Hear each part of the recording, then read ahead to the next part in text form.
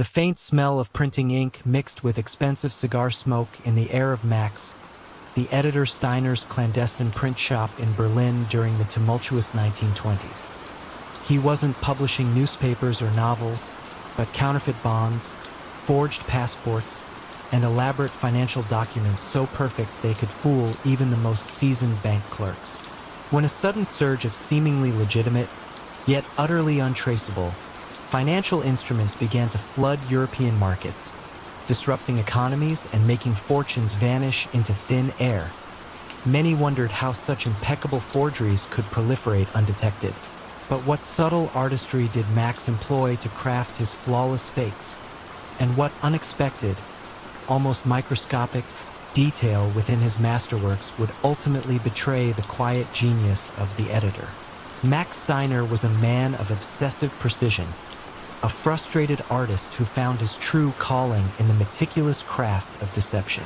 He had a background in fine art restoration and a profound understanding of paper, inks, and typography. He saw every document not just as a piece of paper, but as a complex tapestry of textures, colors, and minute imperfections that spoke volumes to the trained eye. His print shop, hidden behind a legitimate bookbinding business in a dimly lit alley, was a marvel of antiquated machinery and cutting-edge forgery techniques. He was the quiet artisan of the underworld, his tools not guns, but specialized presses, custom-made dyes, and an encyclopedic knowledge of historical printing methods. His criminal enterprise wasn't about crude reproductions. Max's forgeries were masterpieces, indistinguishable from the originals to the naked eye, and often even under cursory examination. He didn't just copy, he recreated. For instance, when forging government bonds, he would painstakingly research the exact paper stock, the specific watermark patterns, even the minute variations in ink consistency used by the original printers decades ago. He understood that aging wasn't just about color. It was about the subtle degradation of fibers, the way light reflected off faded pigments. He would even factor in the expected wear and tear of a document handled over time. His network wasn't built on fear, but on reputation. Discerning criminals, international con artists, and even desperate politicians would seek out Max's services, knowing that his work was unmatched. He operated with a quiet confidence, his fee exorbitant, but his product guaranteed. He offered not just forgeries, but entire fabricated identities, complete with backdated tax records and fake bank statements, all crafted with the same obsessive attention to detail. You could almost feel the weight of the elaborate lies he brought into existence, granting legitimacy to the illegitimate and opacity to the illicit. The atmosphere in the financial capitals of Europe became one of growing unease. Bankers and treasury officials began to notice a peculiar phenomenon. Certain high-value transactions involving older, seemingly legitimate bonds or securities were untraceable after a few transfers. The documents themselves passed all initial authenticity checks, yet their origin vanished. This led to a quiet panic, as trust in the financial system began to erode. Max, meanwhile, continued his work, fueled by a sense of intellectual superiority, believing his artistry was beyond detection. The unraveling began, not with a suspicious transaction, but with a highly unusual request from a central bank's forensic expert. Dr. Lena Schmidt, a quiet, brilliant philatelist, stamp collector, turned document authenticator, had a unique obsession with the microscopic details of printed materials. She was handed a particularly perplexing counterfeit bond that had defied all conventional detection methods. Unlike other experts who focused on watermarks or paper type, Dr. Schmidt was fascinated by the fibers within the paper and the microscopic impurities within the ink. Her breakthrough came with a new technique involving spectral analysis, which could identify the precise chemical composition of ink and paper. She discovered a minute, almost infinitesimal difference in the ink used on Max's forged bond compared to genuine ones.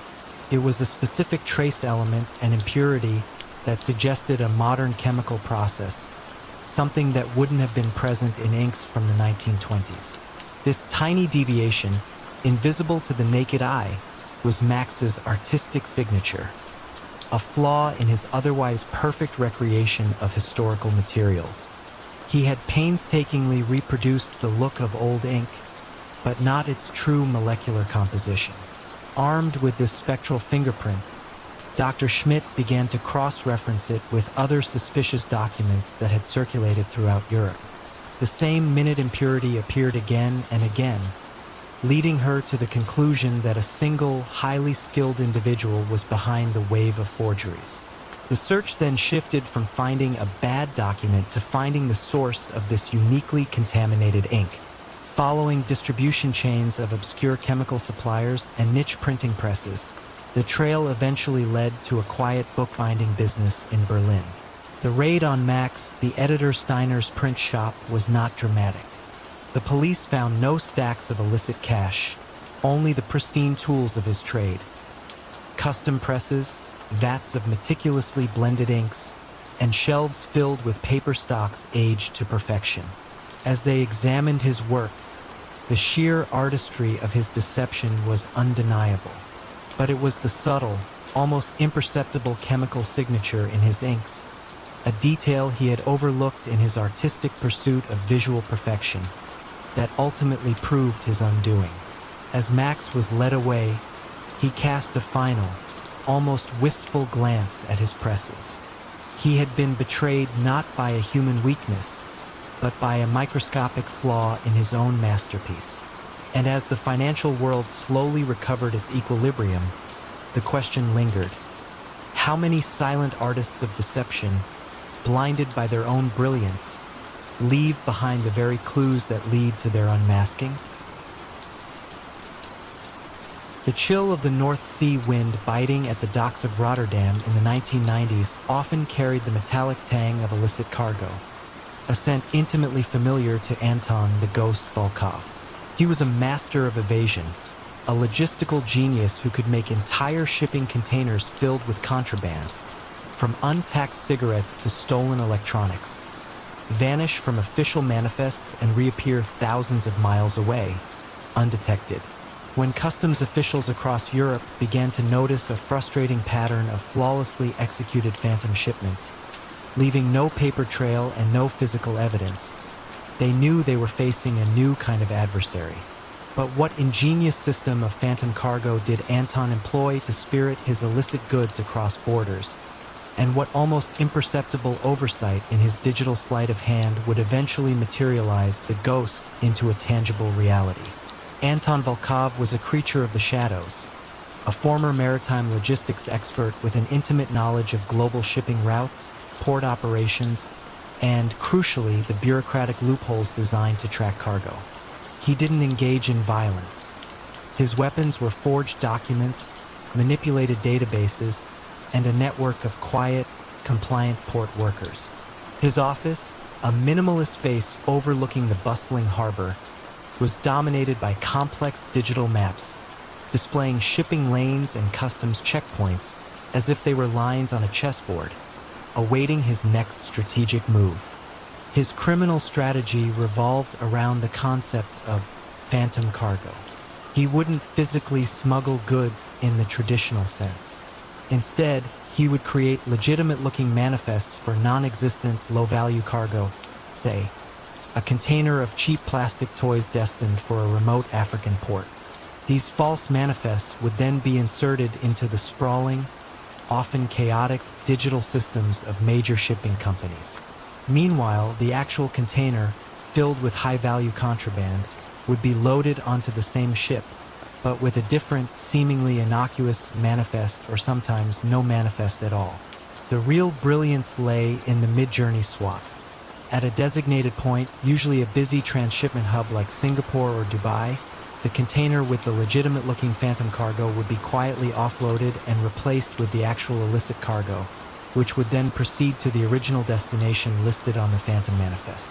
The customs declaration would match the original, low-value, non-existent goods, allowing the valuable contraband to pass through inspection points unnoticed.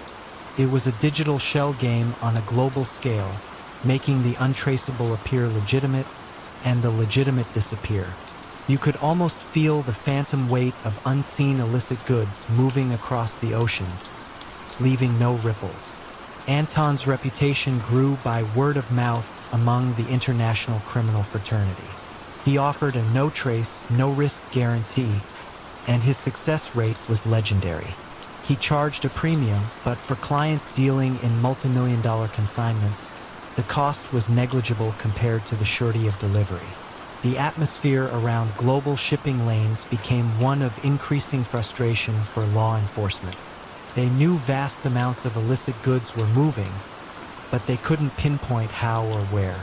Anton, meanwhile, worked with a calm, almost serene confidence, a master of an invisible empire.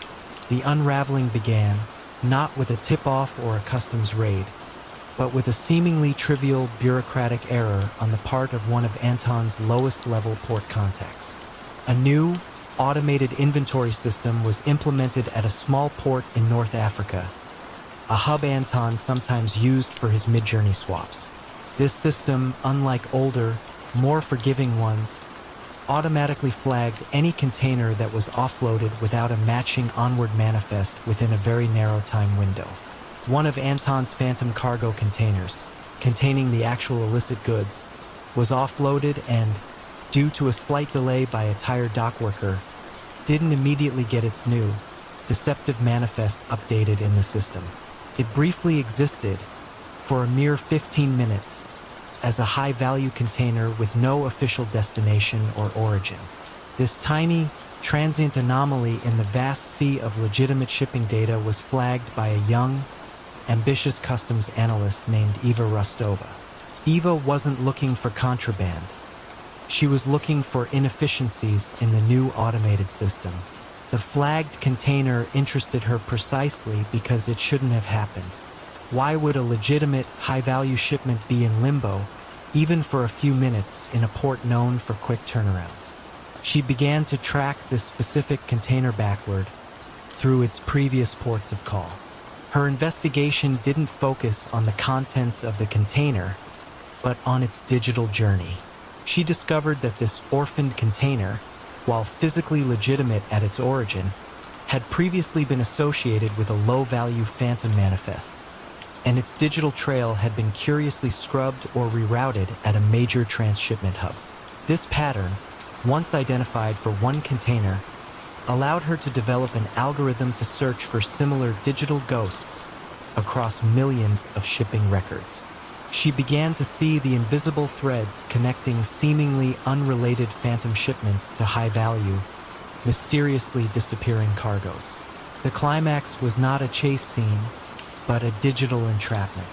Eva, with her new algorithm, began to predict where Anton's ghost containers would briefly materialize.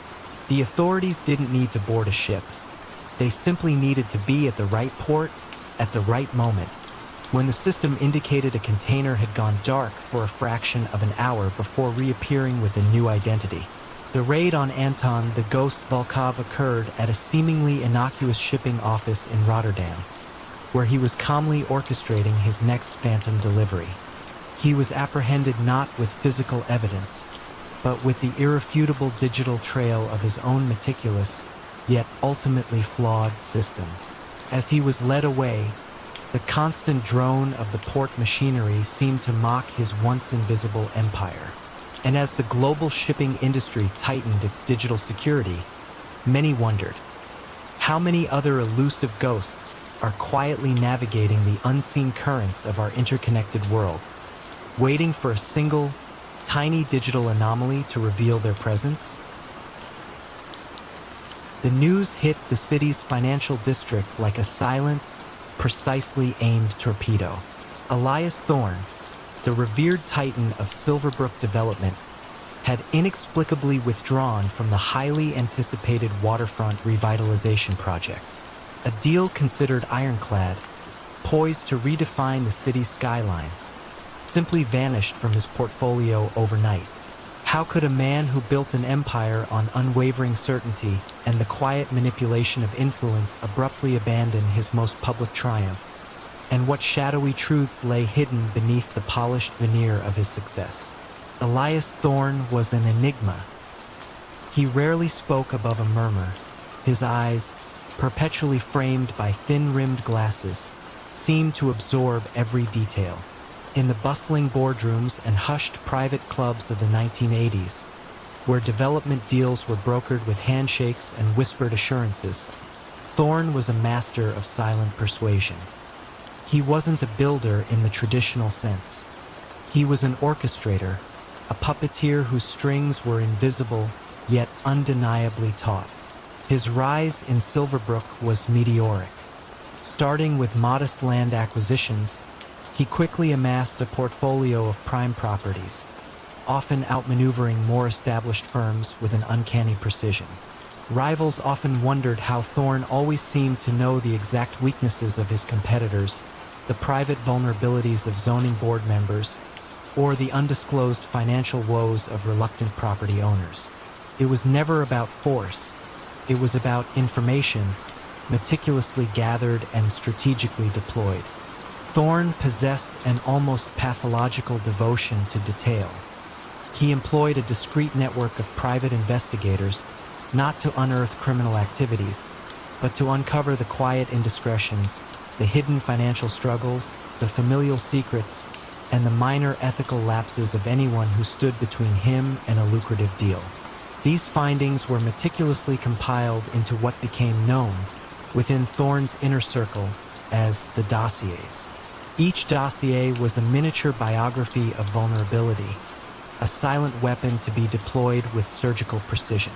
A zoning official, hesitant to approve a controversial high-rise, might suddenly find his quiet affair with a mistress hinted at in a subtle, untraceable note delivered to his wife's church.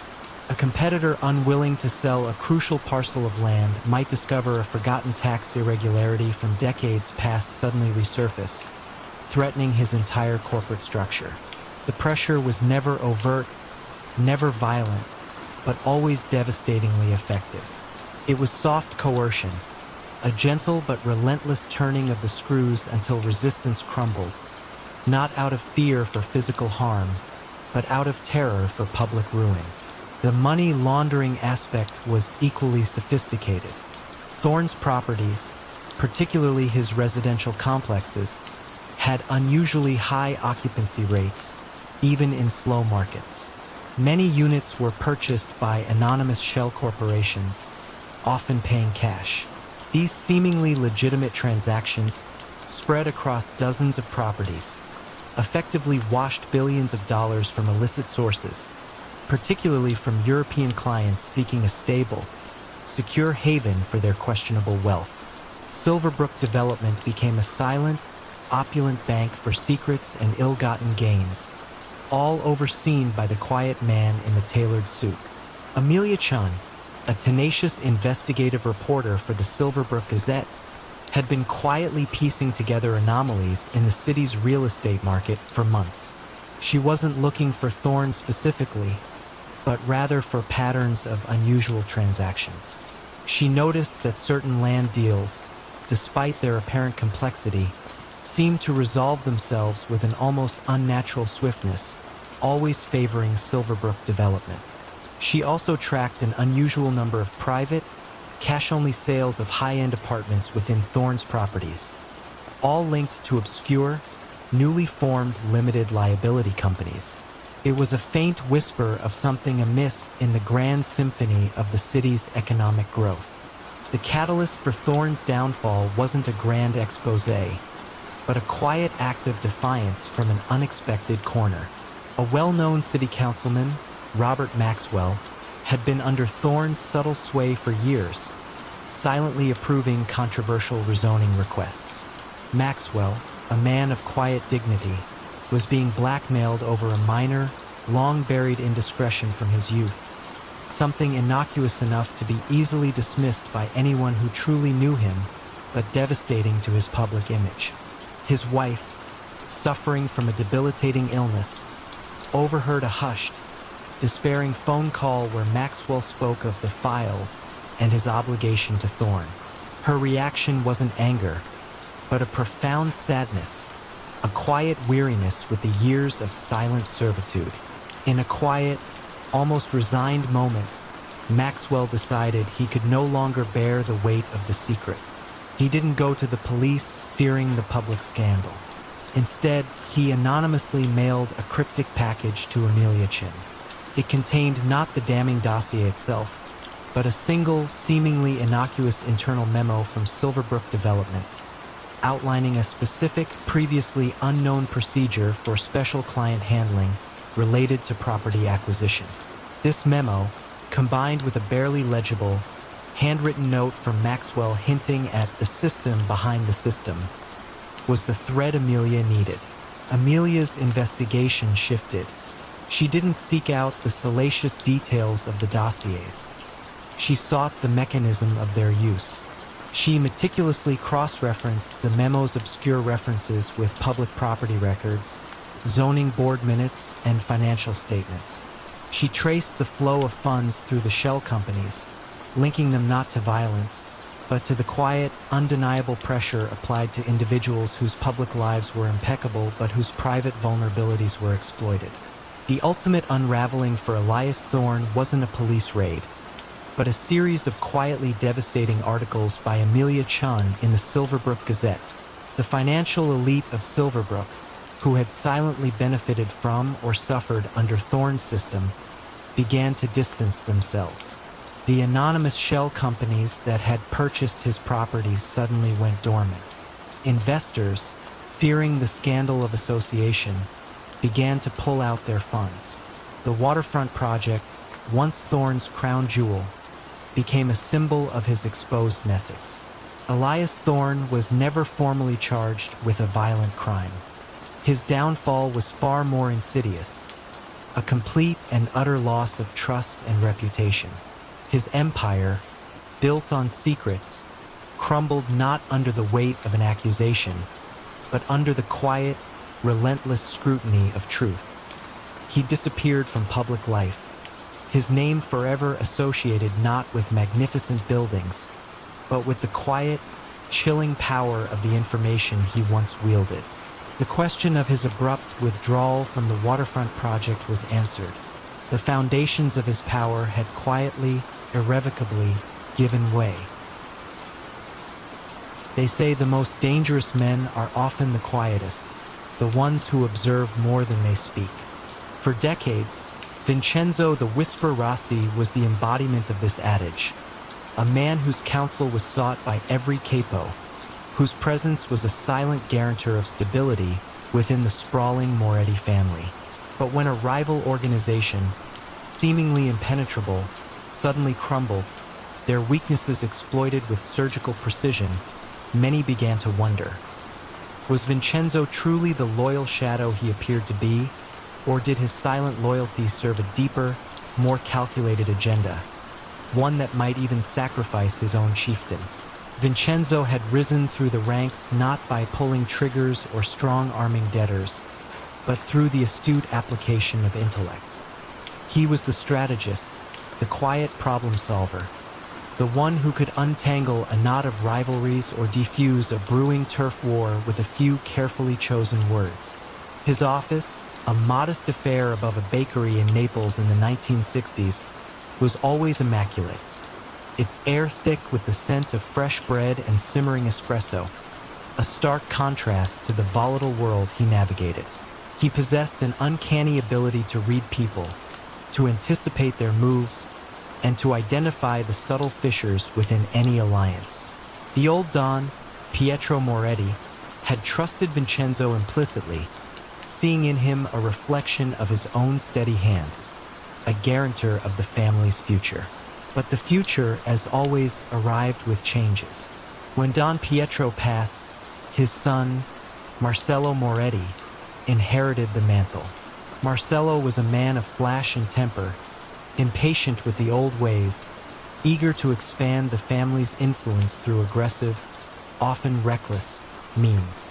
He favored grand gestures over quiet negotiations, direct confrontation over subtle manipulation.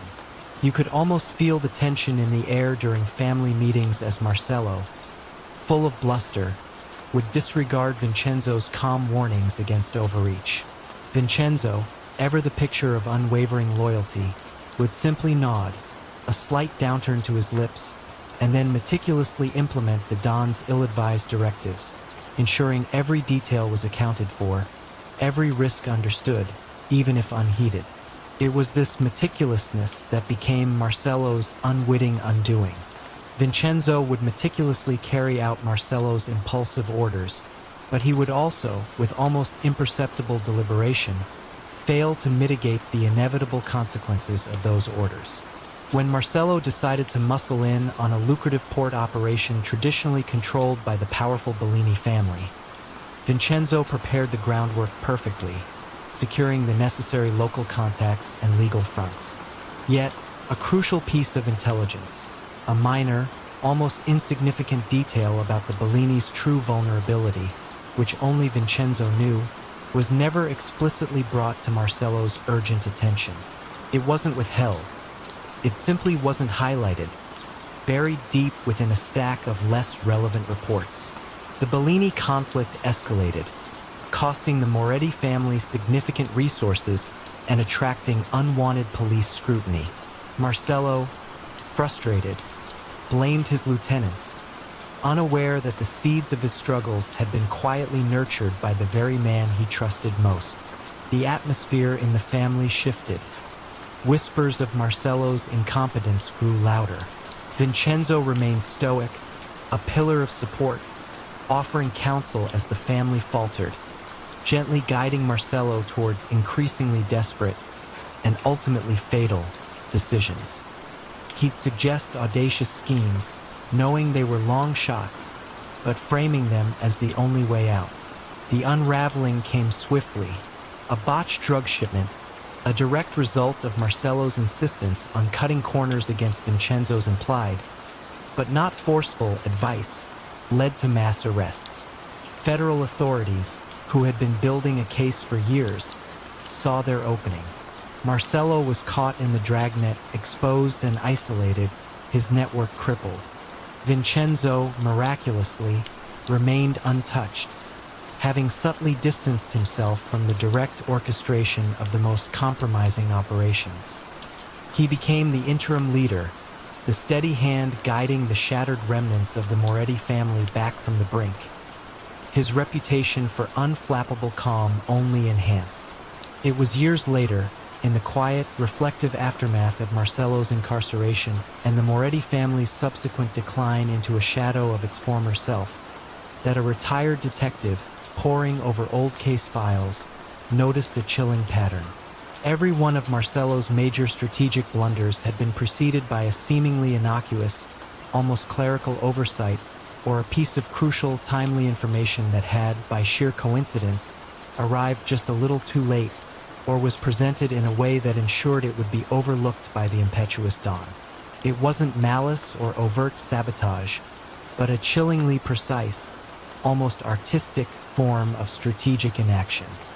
He realized that Vincenzo's loyalty wasn't to any individual, but to the institution itself, and when an individual threatened that institution, Vincenzo became the quiet, unseen arbiter of fate. How many others, the detective mused, might have found their downfall orchestrated by the very hand they implicitly trusted, not with a bang, but with a silent, calculated whisper. It began not with a gunshot or a loud explosion, but with a barely perceptible tremor in the meticulously balanced ledgers of a downtown Chicago import-export business. A single, almost insignificant discrepancy, dated nearly 2 decades prior, caught the eye of a junior auditor named Eleanor Vance. How could a man who built an empire on calculated silence and financial finesse ultimately be undone by a misplaced decimal point? Arthur Blackwood, a man of precise habits and impeccably tailored suits, was a paradox within the shadowy world of organized crime. He didn't rise through ranks stained with blood.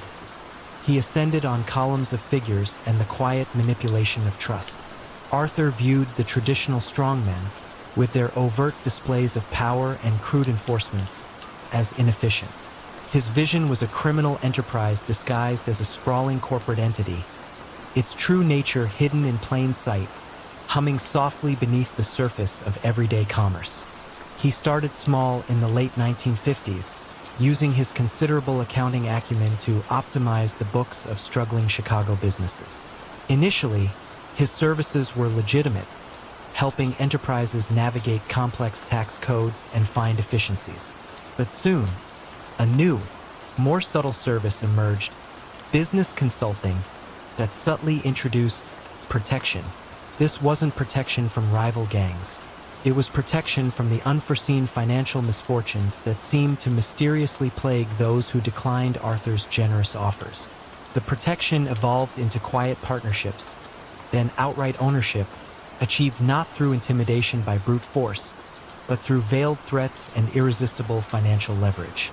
You might find your once thriving business suddenly bleeding money, its supply lines tangled, its customers mysteriously vanishing, only to have a friendly investor, one of Blackwood's anonymous fronts, offer a timely lifeline at an unbelievably low price. This was never about breaking kneecaps. It was about breaking spirits with balance sheets, a slow, suffocating squeeze on a company's very viability. His network extended into seemingly legitimate industries: laundromats, textile mills, even a highly successful chain of bakeries that filled the morning air with the comforting scent of fresh bread. Each served as a conduit, a discreet pipeline for illicit funds, washing dirty money through the mundane, unremarkable transactions of everyday life. Millions moved, laundered through the sale of 1,000 loaves of bread or the processing of countless pounds of fabric, leaving no discernible trace. The old families of Chicago's underworld initially dismissed Blackwood as the paper pusher, an irrelevant nuisance. They saw his meticulousness as weakness, his quiet demeanor as a lack of resolve. But as their own cash flows mysteriously tightened, and their traditional strong-arm tactics became less effective against Blackwood's pervasive financial stranglehold, they started to pay attention. He didn't challenge them with open conflict. He simply made their operations unprofitable, slowly siphoning off their influence. He created an economic moat around his enterprises, making it far more costly to fight him than to grudgingly, quietly join his expanding financial web. Eleanor Vance, the auditor, was relentless. The initial discrepancy, though small, nagged at her. It led from the small import company, through a bewildering series of shell corporations, to a large holding company with diverse interests across the city, a vast, interconnected financial web. This was the first concrete hint that something far larger and more intricate lay beneath the surface. Unbeknownst to her, the FBI's organized crime division was also quietly building a case, but not on traditional RICO charges based on violence. Their focus was on tax fraud and intricate money laundering schemes, seeking the financial brain, not the muscle. The turning point arrived with a man named Vincent Moretti, known within the organization as Vinny the Vouch. Vinny was a mid-level manager, handling the logistics for Blackwood's sprawling textile operations. He was, by all accounts, a loyal man, dedicated to the intricate financial dance that kept the mills running and the money flowing. But Vinny was also a man who loved his family above all else. His young son was diagnosed with a rare, aggressive illness, demanding incredibly expensive treatment. Blackwood, usually so detached, so clinical in his decisions, refused any assistance beyond the standard, inadequate company health plan. This unexpected lack of compassion, this cold, unyielding financial calculus in the face of human suffering, began to chip away at Vinny's unwavering loyalty. The federal agents, observing Vinny's increasing disquiet, approached him with extreme caution. They didn't threaten. They offered a lifeline for his son's treatment, a chance at a normal life, in exchange for clarity on Blackwood's labyrinthine financial structures. Vinny wasn't a rat in the traditional sense. He was a desperate father, facing a man who saw humans as mere entries on a spreadsheet, expendable in the pursuit of profit. Vinny didn't betray a single violent act. for there were few to betray. Instead, he explained how the money moved, who ultimately benefited, and where the true ownership lay hidden. He provided the missing pieces of the financial puzzle, the subtle connections that the auditors and agents had struggled to make sense of. He didn't expose violence. He illuminated the quiet, suffocating mechanism of financial coercion. The arrests came quietly, almost anticlimactically. There were no dramatic shootouts, no high-speed chases through the city streets. Arthur Blackwood was picked up at his quiet suburban home, just as he was tending to his prized rose garden, meticulously pruning a thorny branch. The charges were complex and voluminous. Massive tax evasion, wire fraud, and conspiracy to commit racketeering through purely financial means. The trial was long, stretching over months, filled with expert witnesses poring over spreadsheets and flowcharts projected onto large screens. The prosecution painted a picture not of a stereotypical gangster, but of a calculating corporate raider who used financial pressure to subdue his targets and build his silent empire. Blackwood, true to form, remained impassive throughout, believing his financial fortress impenetrable, his methods too subtle to be truly understood by the common law. He had underestimated the human element, the quiet desperation of a man like Vinny, and the relentless, almost obsessive pursuit of a few dedicated agents and auditors who understood that crime wasn't always loud. Sometimes, it hummed softly beneath the surface of everyday business, a dangerous lullaby. He was convicted. His empire, built on paper and quiet threats, dissolved, its assets seized, its intricate network exposed. The quiet architect of crime had, in the end, designed his own gilded cage. In the vast, sprawling freight yards of Chicago during the 1950s, millions of dollars in goods vanished seemingly into thin air, year after year, yet no one ever saw the thief or even knew where to begin looking for such a meticulous, ghost-like operation. How did one man manage to orchestrate such a massive, silent siphoning of valuable cargo from under the noses of countless watchful eyes? And what almost imperceptible flaw in his perfect system eventually brought it all crashing down?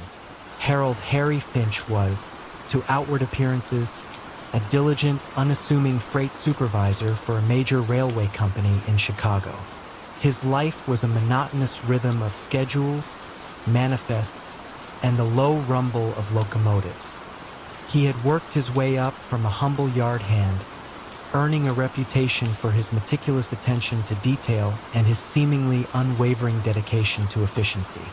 But beneath the surface of this outwardly unremarkable man lay a mind of extraordinary cunning, capable of perceiving not just the logistical intricacies of a massive rail network, but its subtle, exploitable vulnerabilities.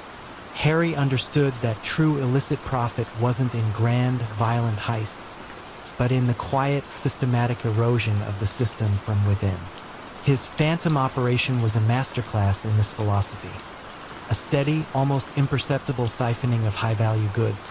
One crate here, 2 pallets there, never enough to trigger an immediate alarm, but cumulatively amounting to a fortune.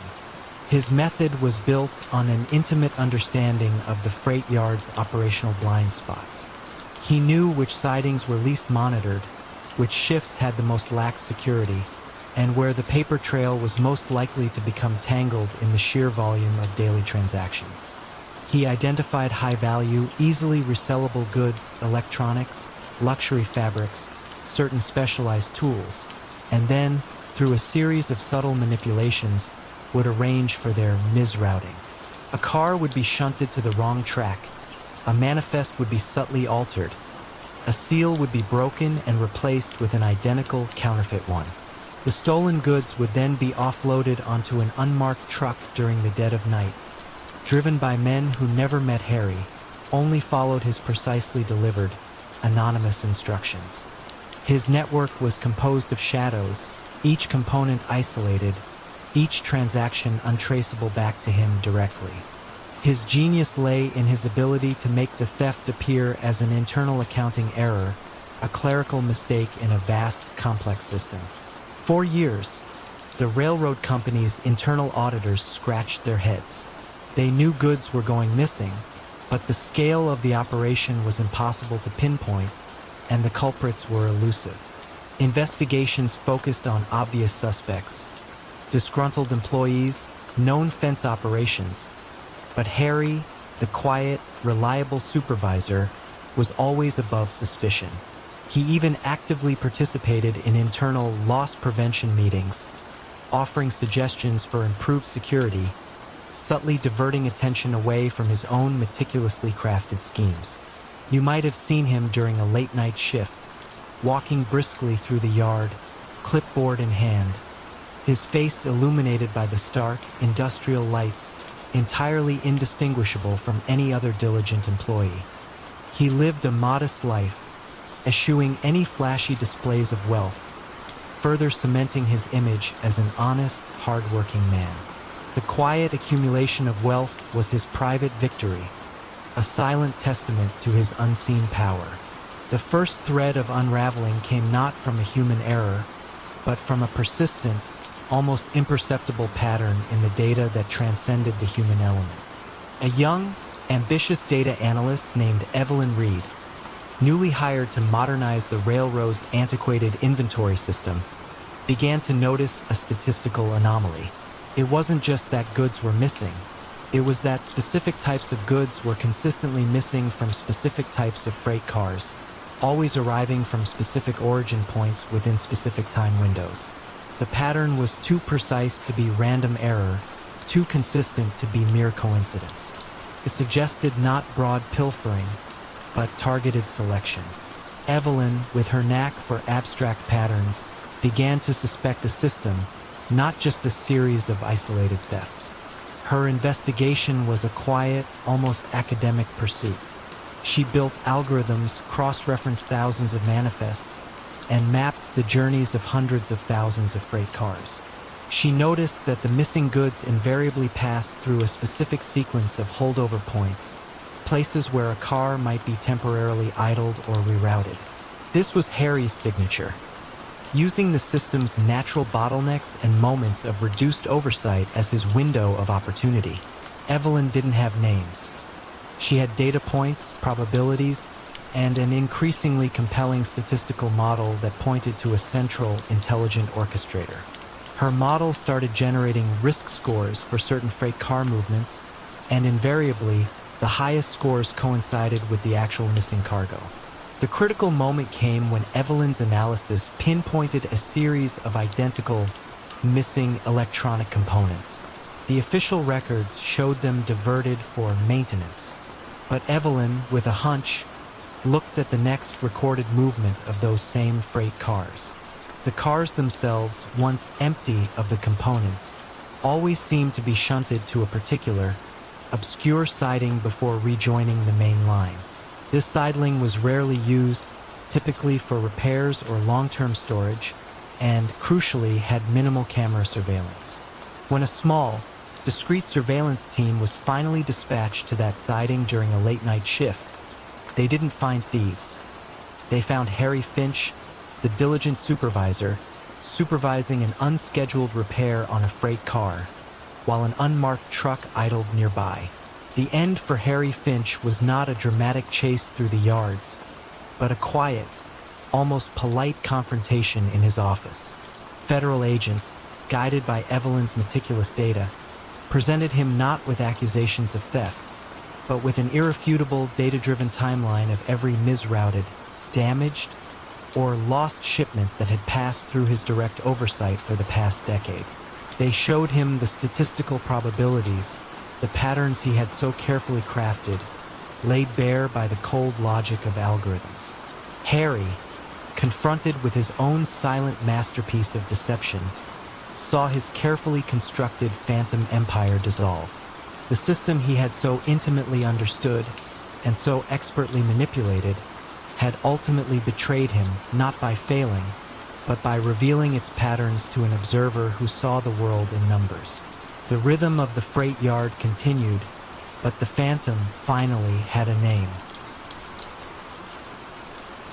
In the heart of bustling Amsterdam, during the late 1990s, a seemingly legitimate import-export business dealing in high-end textiles quietly funneled millions in illicit narcotics across continents. Yet its charming, sophisticated owner, Elias Vandenberg, was known only for his impeccable taste and philanthropic ventures. How did a man so publicly admired manage to orchestrate one of Europe's most extensive drug smuggling operations, cloaked in the elegance of fine fabrics, and what almost poetic misstep, a flaw in the very beauty he professed to love, eventually exposed his elaborate deception? Elias Vandenberg was the epitome of Amsterdam chic. His company, Vandenberg Silks, occupied a magnificent canal-side townhouse, its windows displaying exquisite bolts of silk, fine linens, and rare tapestries from Asia and the Middle East. Elias himself was a patron of the arts, a frequent guest at gallery openings, and a generous donor to local charities. He was known for his discerning eye, his impeccable manners, and his fluency in several languages. He cultivated an image of refined success, a testament to legitimate enterprise. But beneath the shimmering surface of the silk trade lay a darker, far more profitable venture: the systematic high-volume smuggling of heroin from Central Asia into Europe, using the vast, intricate network of his textile import routes as an impenetrable cover. His method was both elegant and brutal in its simplicity. The narcotics were expertly woven into the very fabric of the textiles themselves, or carefully concealed within the dense bales of raw silk. The immense volume of legitimate fabric passing through customs, hundreds of thousands of meters of cloth, provided the perfect camouflage for the relatively small, yet highly valuable drug consignments. He meticulously researched customs procedures, port efficiencies, and shipping container inspection rates, always adapting his routes and concealment methods to exploit the weakest points.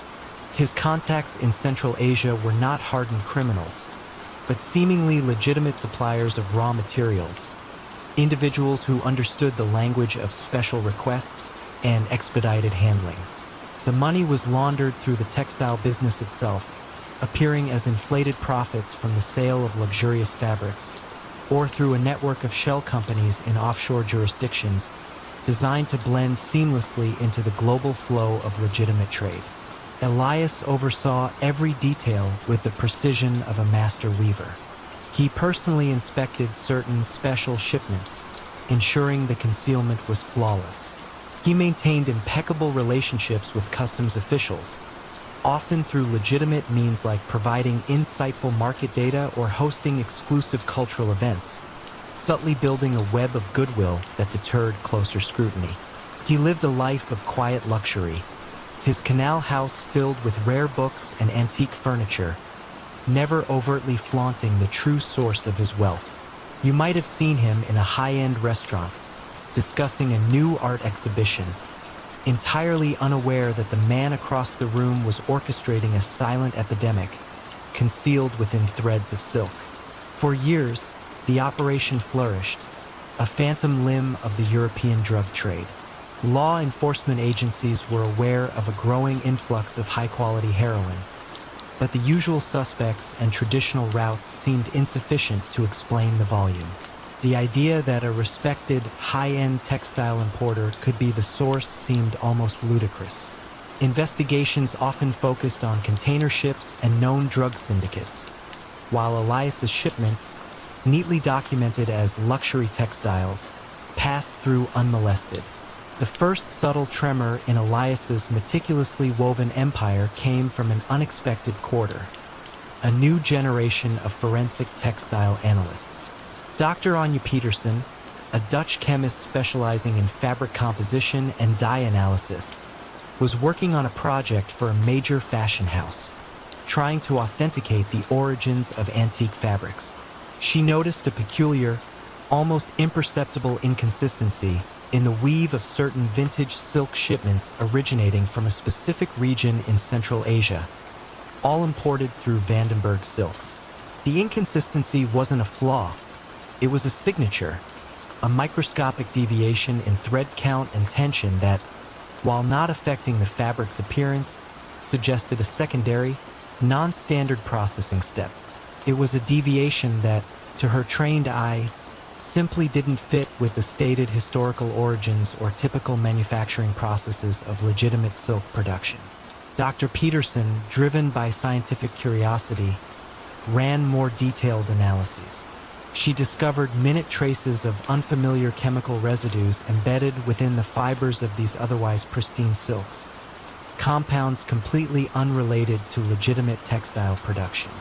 These traces were so faint, so deeply integrated, they would have been overlooked by any standard customs inspection. The poetic misstep was that the very method of drug concealment, the weaving into the fabric, left a subtle, almost invisible forensic signature that only the latest scientific techniques could detect.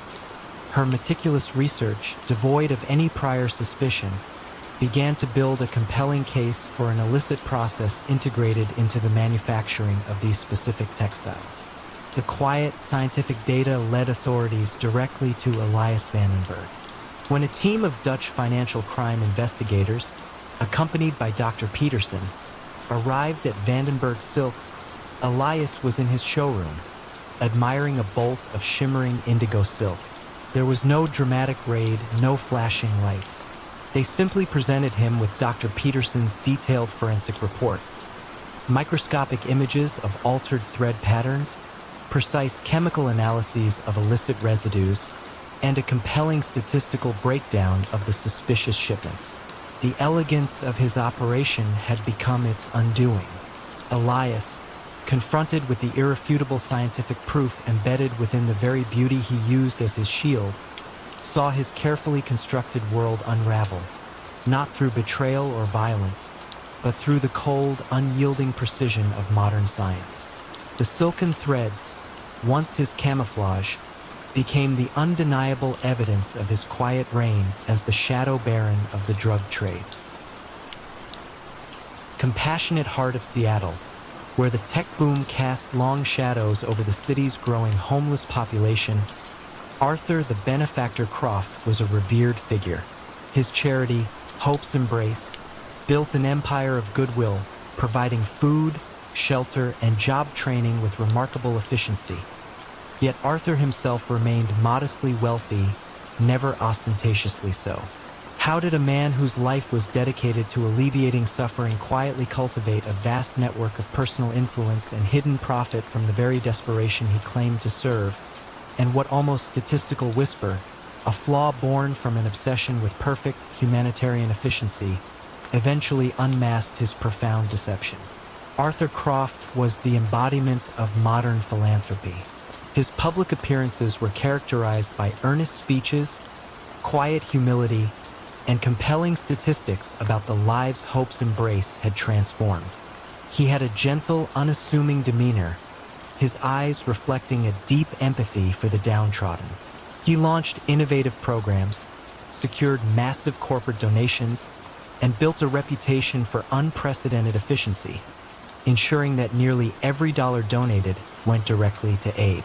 To the public, he was a saint, a tireless champion of the vulnerable. But Arthur Croft, beneath his polished altruism, saw human suffering as a unique resource, a means to cultivate an invisible web of favors, information, and quiet financial gain. He wasn't overtly stealing. He was harvesting influence and channeling funds through a labyrinth of seemingly legitimate, interconnected entities. His method was a masterpiece of benevolent control. When individuals or small businesses, facing ruin, sought help from Hope's Embrace, Arthur would not just offer a handout. He would provide a holistic solution, perhaps a significant loan disguised as a startup grant for a struggling entrepreneur, or a rental assistance package that subtly involved using a property owned by one of Arthur's shell corporations. The repayment terms for these grants were often structured to be perpetually just out of reach, ensuring a quiet, ongoing indebtedness. For grateful beneficiaries who found stability through Hope's Embrace, a subtle request might follow.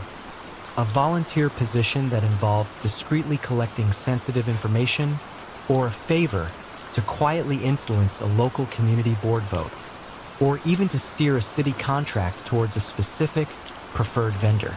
The leverage was never explicit. It was built on gratitude, quiet dependence, and the unspoken fear of losing the support that had pulled them from the brink. The true financial gains for Arthur flowed not from outright theft, but from inflated service contracts. Hope's Embrace would outsource services, catering for soup kitchens, security for shelters, vocational training materials, to a network of seemingly independent companies that were, in fact, quietly controlled by Arthur through layers of holding companies and dummy directors. These companies would charge significantly above market rates, siphoning off millions from donated funds.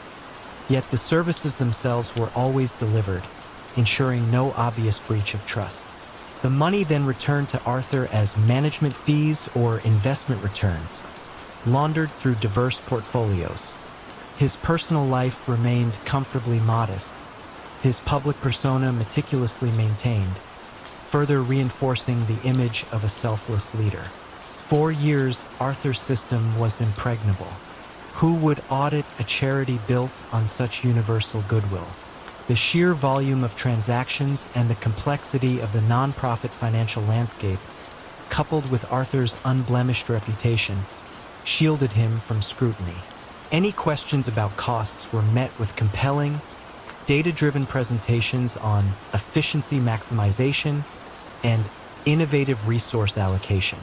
The first faint tremor in Arthur's meticulously constructed world came not from a disgruntled beneficiary or an investigative journalist, but from an unexpected source.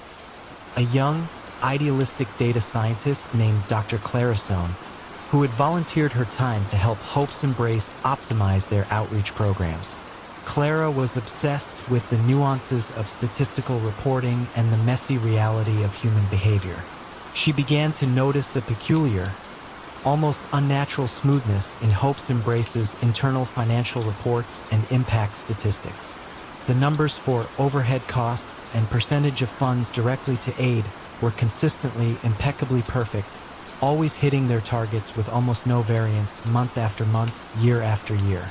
This was statistically improbable for any large-scale, real-world charity, which should experience natural fluctuations, unexpected costs, and unpredictable human variables.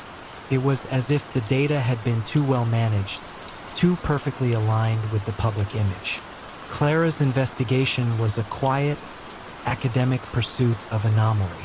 She applied advanced statistical models to Hope's Embrace's financial data, comparing its variances and distributions to those of other large charities.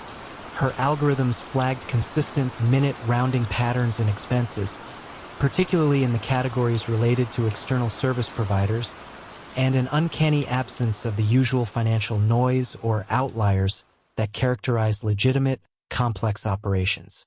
Her breakthrough came when she identified a unique, almost imperceptible commonality in the metadata of the invoices from these external providers, a specific, repeated, and non-standard serial number format that linked them all to a single, unlisted software system, which in turn was registered to a small, private accounting firm that had no other apparent clients.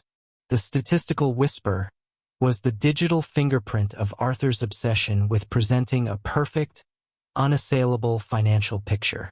When federal investigators, armed with Clara's irrefutable statistical and digital forensics, finally approached Arthur Croft, he was addressing a room full of donors, passionately advocating for increased funding for his programs.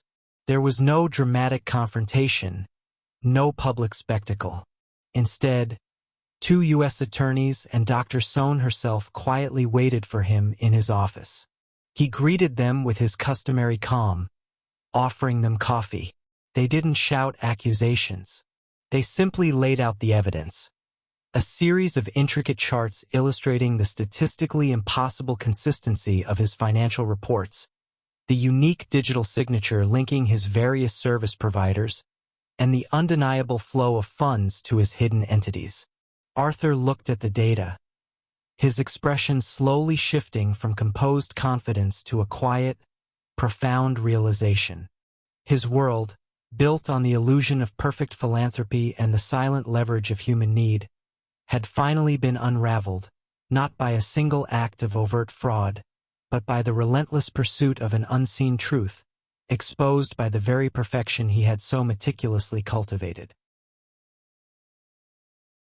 The persistent, acrid smell emanating from the city's primary landfill was, at first, dismissed as a typical urban inconvenience, a part of life in a growing metropolis.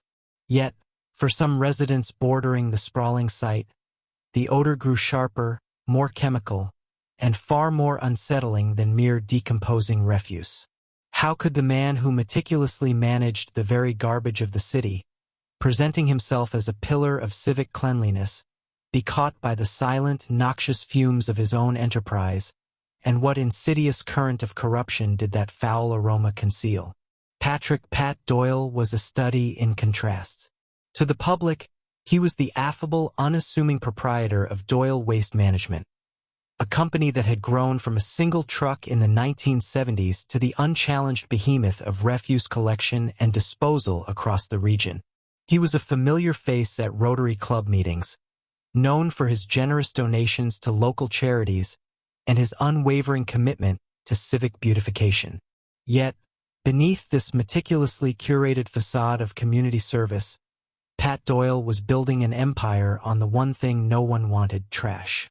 His ascent was built on efficiency and relentless acquisition.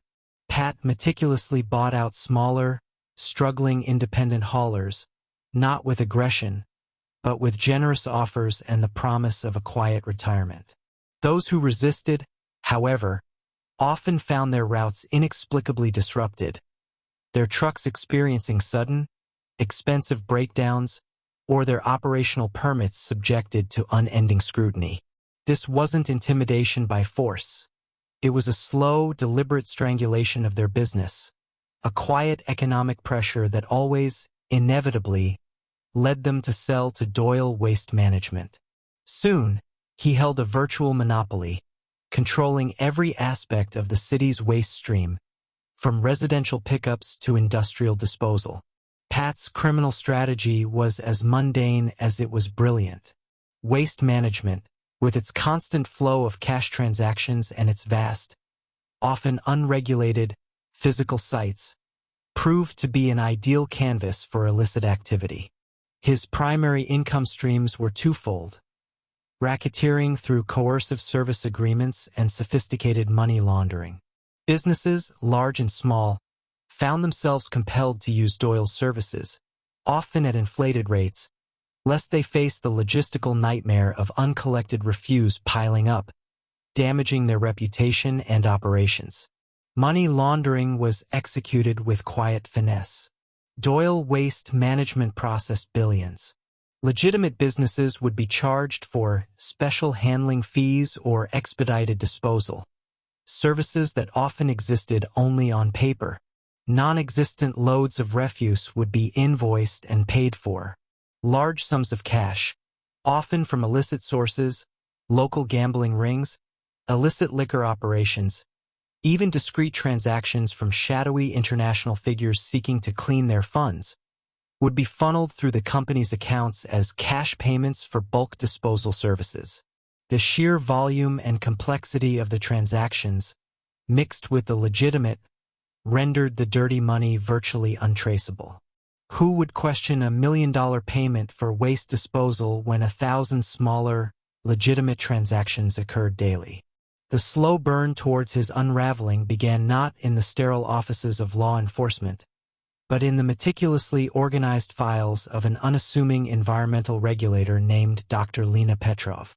Dr. Petrov, with the Regional Environmental Protection Agency, possessed a quiet tenacity and an almost obsessive attention to data.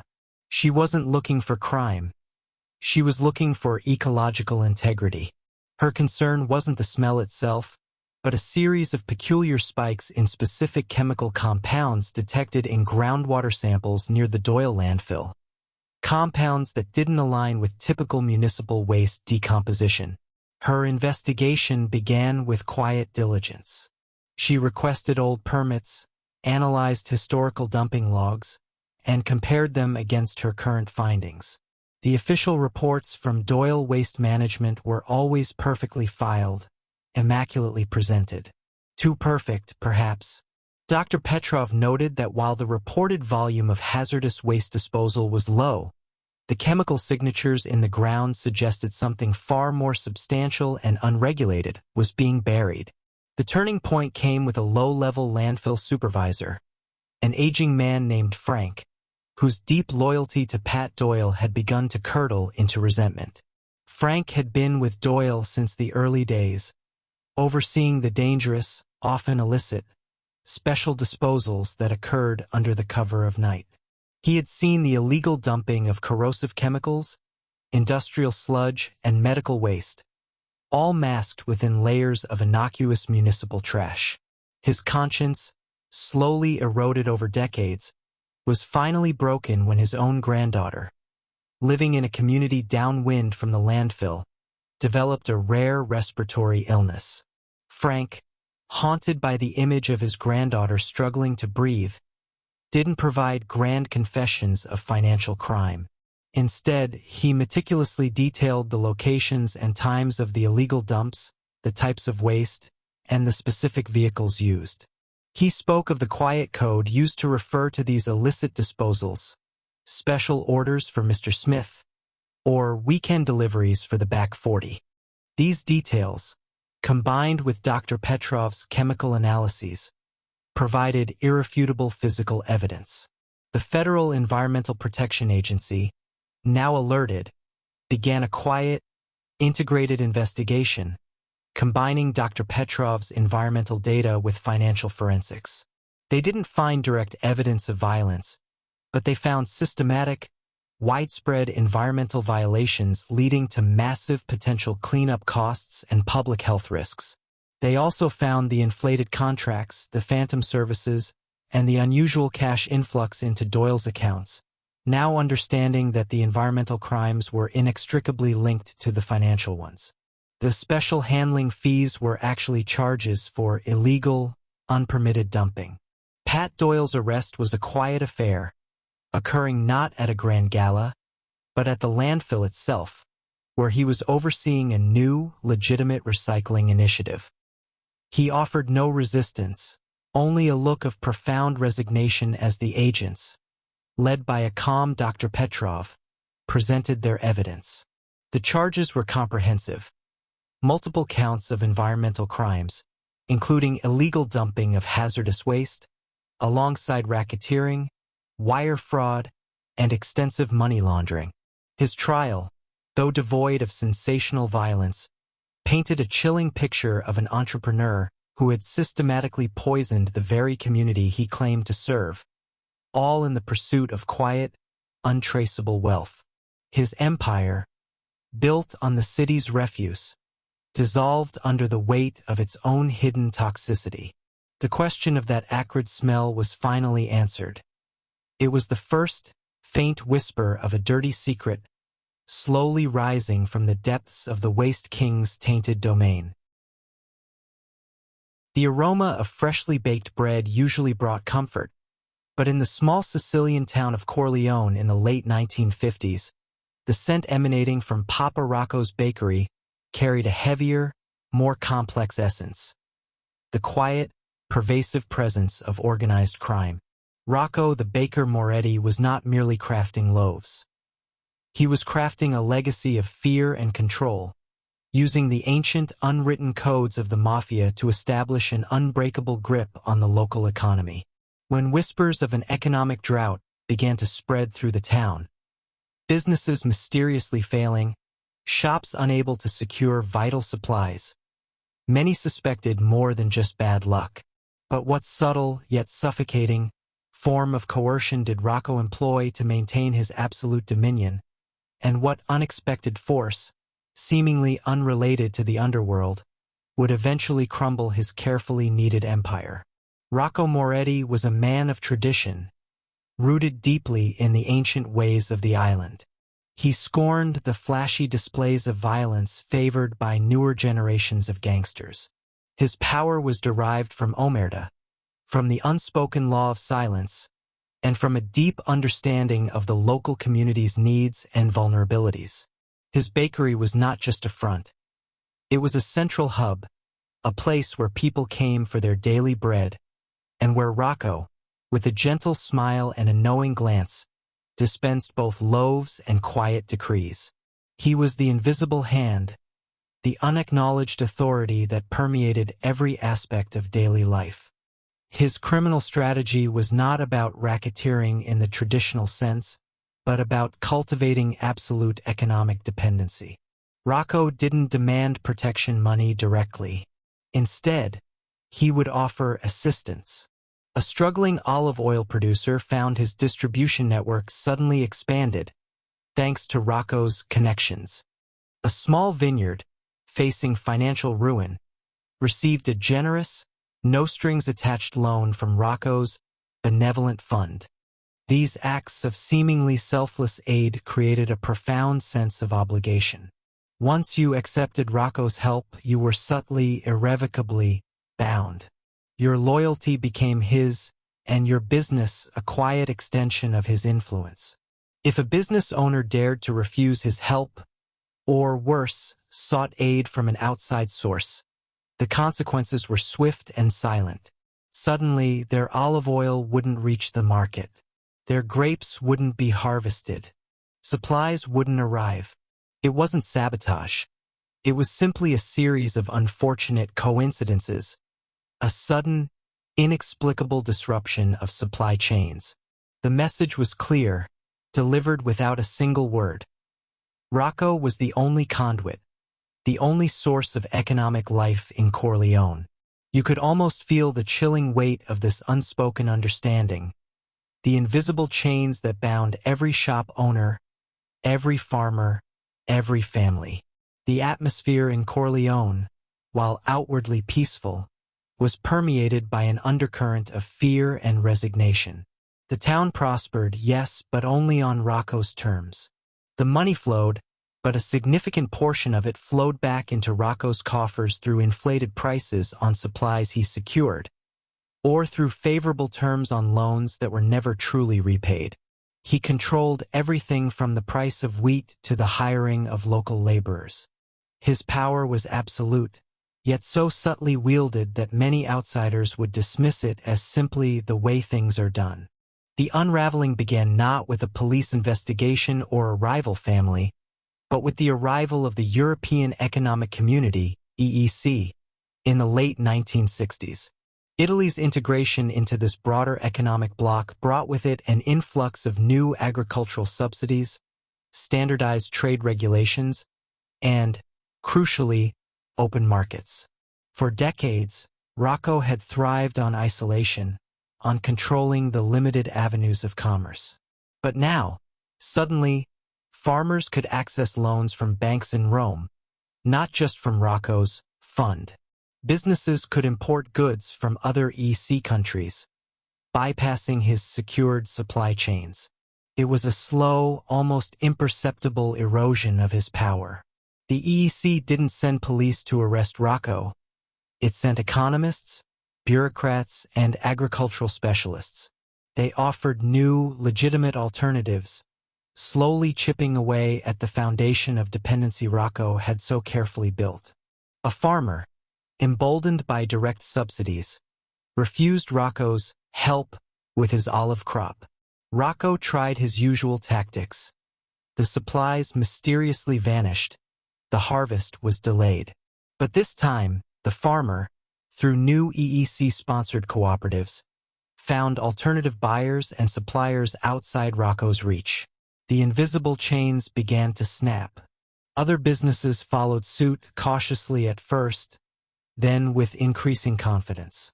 The fear began to dissipate, replaced by the cautious hope of economic independence. Rocco's power, built on the premise of being the sole gatekeeper, began to wane as more gates opened. He couldn't physically stop an entire continent's economic shift. The climax wasn't a shootout. It was the quiet, almost mundane, closure of Papa Rocco's bakery itself, deemed unprofitable as local businesses found cheaper, more direct routes for their supplies. The source of his control had dried up, not by force, but by the quiet, relentless tide of modernization and open markets. As Rocco sat alone in his empty bakery, the scent of bread fading, one could almost hear the ghost of a question lingering in the air. How many silent empires, built on the manipulation of basic human needs, are destined to crumble when new, legitimate pathways emerge? In the hushed, gilded halls of Milan's most exclusive hotel, the Grand Paradiso, where whispered secrets were exchanged more freely than currency, a single, unassuming concierge held the keys to the city's most volatile fortunes and its darkest pasts. Yet his name was never spoken in connection with the power he wielded. How did a man whose official title was merely head concierge come to orchestrate the rise and fall of industrial empires and political careers? And what subtle flaw in his seemingly impenetrable web of influence ultimately exposed his quiet tyranny? Antonio, the concierge Rossi, was a fixture at the Grand Paradiso. For 3 decades, he had moved through its opulent lobby and discreet private suites with the quiet efficiency of a shadow. He was always impeccably dressed, his silver hair neatly combed, his smile a polite, knowing curve. Guests seeking impossible reservations, discreet services, or simply advice on the finest opera houses inevitably found their way to Antonio. He was a master of anticipating needs, of providing solutions before a problem was fully articulated. But Antonio's true genius lay not in service, but in collection. He understood that in the high-stakes world of Milanese power, information was the ultimate currency, and the Grand Paradiso, with its constant flow of industrialists, politicians, and socialites, was a rich, fertile ground. His operation was one of meticulous, almost artistic surveillance. Every member of his concierge team was an extension of his senses, trained to observe, to listen, and to recall. They noted the nervous glances exchanged, the hushed phone calls, the unusual visitors, the late-night departures, the subtle tension in a couple's demeanor. Antonio himself possessed an uncanny ability to connect these seemingly disparate fragments. A half-eaten breakfast in a certain suite, combined with an overheard snippet of conversation in the lounge and a sudden shift in a politician's public stance, could paint a devastatingly clear picture of a hidden affair or a precarious business deal. He stored these fragments not in a digital database, but in the labyrinthine corridors of his own mind, occasionally noting crucial details in a small, leather-bound book kept meticulously coded in his desk. The leverage he accumulated was never overtly wielded. Antonio did not threaten. Instead, he made quiet suggestions. A struggling industrialist, perhaps facing a crippling debt, might receive an unexpected loan from an anonymous source Antonio had quietly brokered, the unspoken cost being a future favor, a vote cast a certain way, or a contract steered in a particular direction. A politician caught in a compromising situation might find Antonio subtly advising them on how to manage the crisis, guiding them towards actions that, while resolving their immediate problem, ultimately served Antonio's unseen agenda. It was a sophisticated form of blackmail, cloaked in professional courtesy and a reputation for unparalleled discretion. You would never suspect, as you saw him guiding a foreign dignitary to a waiting limousine, that this man held the power to ruin the dignitary's career with a single anonymous phone call. His quiet influence permeated the city's fabric, unseen but profoundly felt. For years, Antonio's empire remained unchallenged. The individuals he controlled were too compromised, too fearful of exposure to speak out. The very nature of his power, built on quiet secrets and deniable transactions, made it impossible for traditional law enforcement to grasp. He was untouchable because there was no crime being overtly committed, only an intricate dance of favors and hidden obligations. The first crack in Antonio's carefully constructed world emerged not from a grand investigation, but from the quiet idealism of a young woman. Isabella Marino, a newly assigned junior journalist for a small investigative newspaper, had a particular fascination with the hidden currents that shaped Milan. She wasn't interested in the splashy headlines, but the underlying mechanisms of power. Isabella began to notice a recurring pattern: several high-profile bankruptcies, sudden corporate takeovers, and inexplicable political resignations all seemed to involve individuals who had, at some critical juncture, been guests at the Grand Paradiso. It was a statistical anomaly, too consistent to ignore. She started building a timeline, cross-referencing public records with what little gossip she could glean about the hotel's exclusive clientele. Isabella wasn't looking for a crime in the conventional sense. She was looking for a pattern of influence. Her breakthrough came when she discovered that a series of seemingly independent financial rescues, loans that appeared out of nowhere to save teetering companies, all originated from a single obscure charitable foundation whose board members frequently stayed at the Grand Paradiso. She began to suspect that the hotel was not just a venue for power, but a nexus for its manipulation. The critical piece of the puzzle fell into place when she interviewed a recently retired, disillusioned former hotel employee, a laundress named Maria, who, out of a quiet sense of civic duty, mentioned Antonio's unusual interest in left-behind items, particularly diaries or notebooks, and his uncanny ability to retrieve them long after they were presumably disposed of. The end for Antonio Rossi was as discreet as his power had been. Isabella, with the help of a cautious, ethically minded prosecutor she had finally convinced, compiled a comprehensive report. It detailed not specific crimes, but the demonstrable pattern of manipulation, the flow of influence, and the sheer improbability of so many unrelated powerful figures becoming inextricably linked by their stays at the Grand Paradiso and their subsequent, convenient solutions to crises. When the authorities quietly arrived at the hotel one Tuesday morning, Antonio was behind his desk, just as always. They presented him not with an arrest warrant, but with a meticulously detailed financial and relational diagram, illustrating the full extent of his quiet empire. He looked at it for a long moment, a faint, almost imperceptible nod. His world, built on the invisible threads of secrets and leverage, had finally been unraveled, not by a violent confrontation, but by the quiet, methodical pursuit of patterns and truth.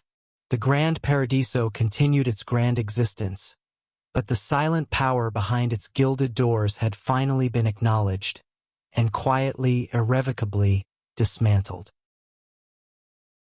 The old shipping docks of Marseille, even in the bustling mid-1980s, held a certain weary grandeur, their metal cranes silhouetted against the Mediterranean sky like skeletal giants.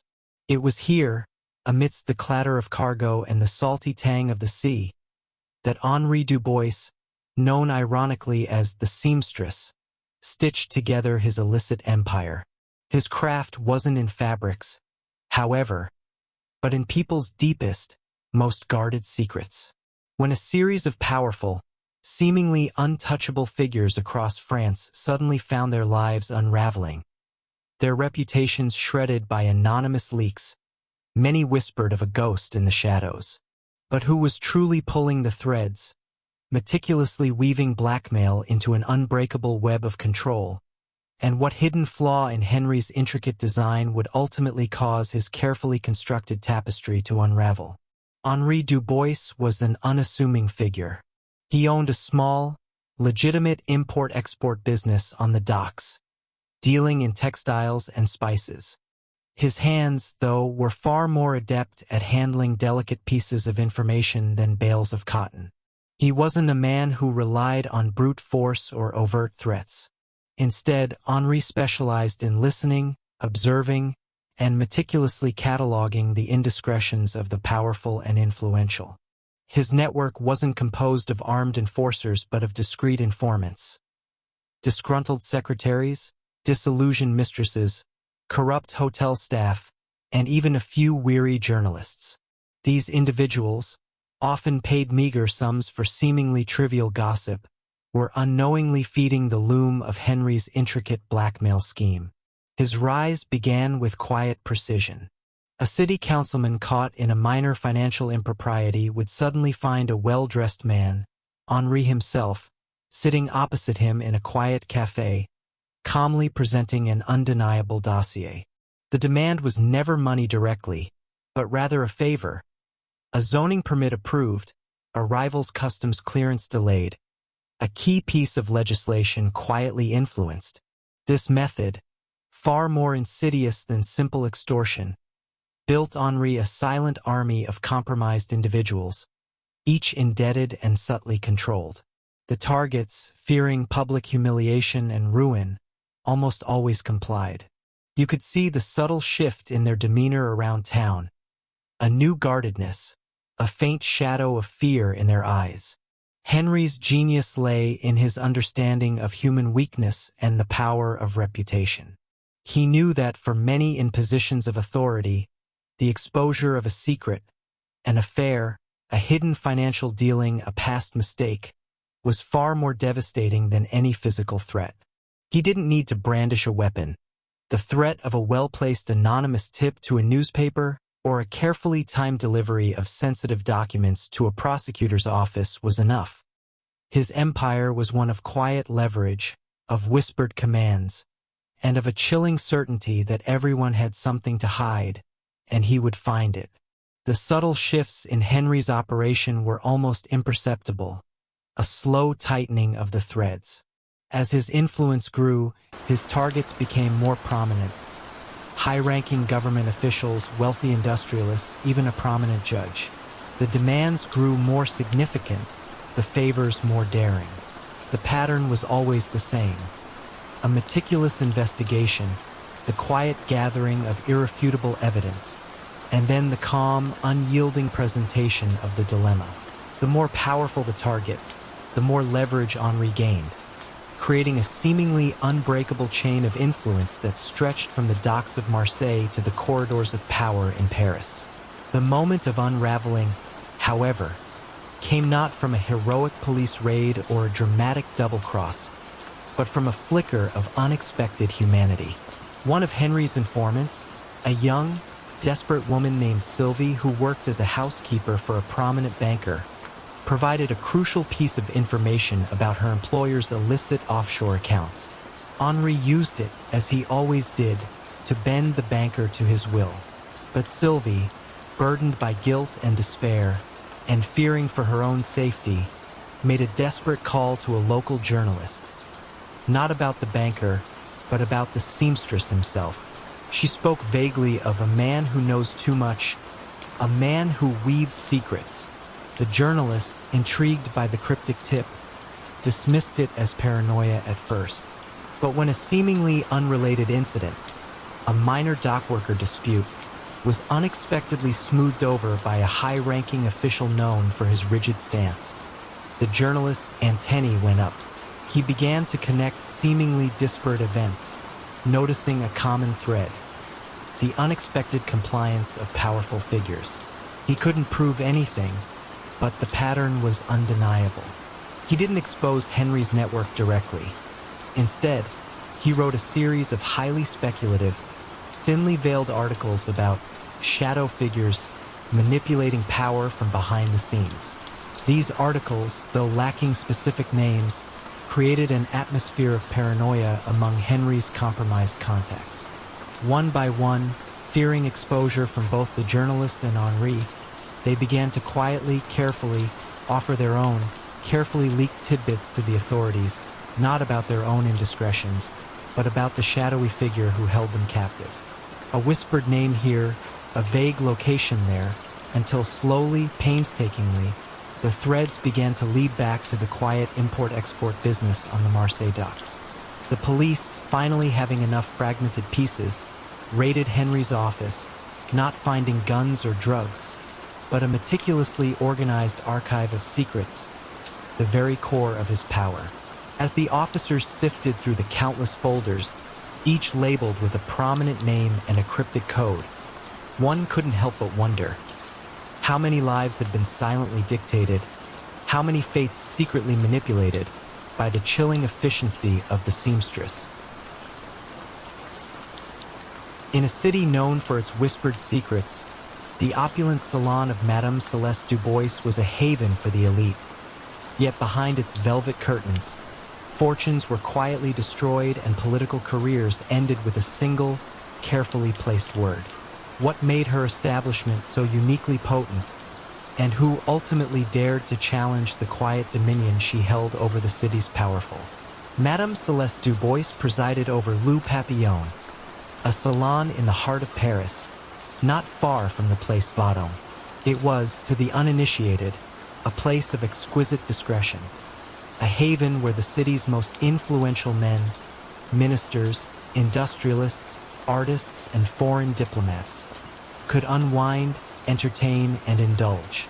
The air was always thick with the scent of expensive perfume, fine cigars, and hushed confidences. Celeste herself was a woman of formidable elegance and acute intellect, her silver hair always impeccably coiffed, her dark eyes missing nothing. She moved through the lavish rooms with a serene grace, offering champagne and comfort, yet always listening, always observing. Her establishment, at first glance, was merely the city's most exclusive brothel, but its true value lay not in the fleeting pleasures it offered, but in the enduring secrets it collected. Celeste had built her empire on human frailty and the universal desire for discretion. Her ladies, carefully selected not just for their beauty but for their sharp minds and keen ears, were trained in the art of conversation, gentle probing, and subtle recall. They knew which vintage of cognac loosened tongues, which compliments invited self-aggrandizing confessions, and how to guide a conversation toward indiscretions without ever seeming to pry. The walls, too, were complicit, subtly outfitted with discreet listening devices, capturing murmurs that might otherwise be lost. From these fragments, a drunken boast about a clandestine arms deal, a whispered lament about a hidden offshore account, a casual mention of a powerful rival's illicit affair, Celeste painstakingly assembled a mosaic of vulnerabilities. These weren't crude threats barked across a table. They were quiet, devastatingly effective leverage. A discreet envelope containing a photograph, a subtle reminder of an overheard conversation delivered through a third party, or an unexpected tax audit suddenly appearing for a non-compliant client. These were Celeste's tools of persuasion. Her methods were soft, but their impact was like a well-aimed dagger to the very heart of a man's reputation.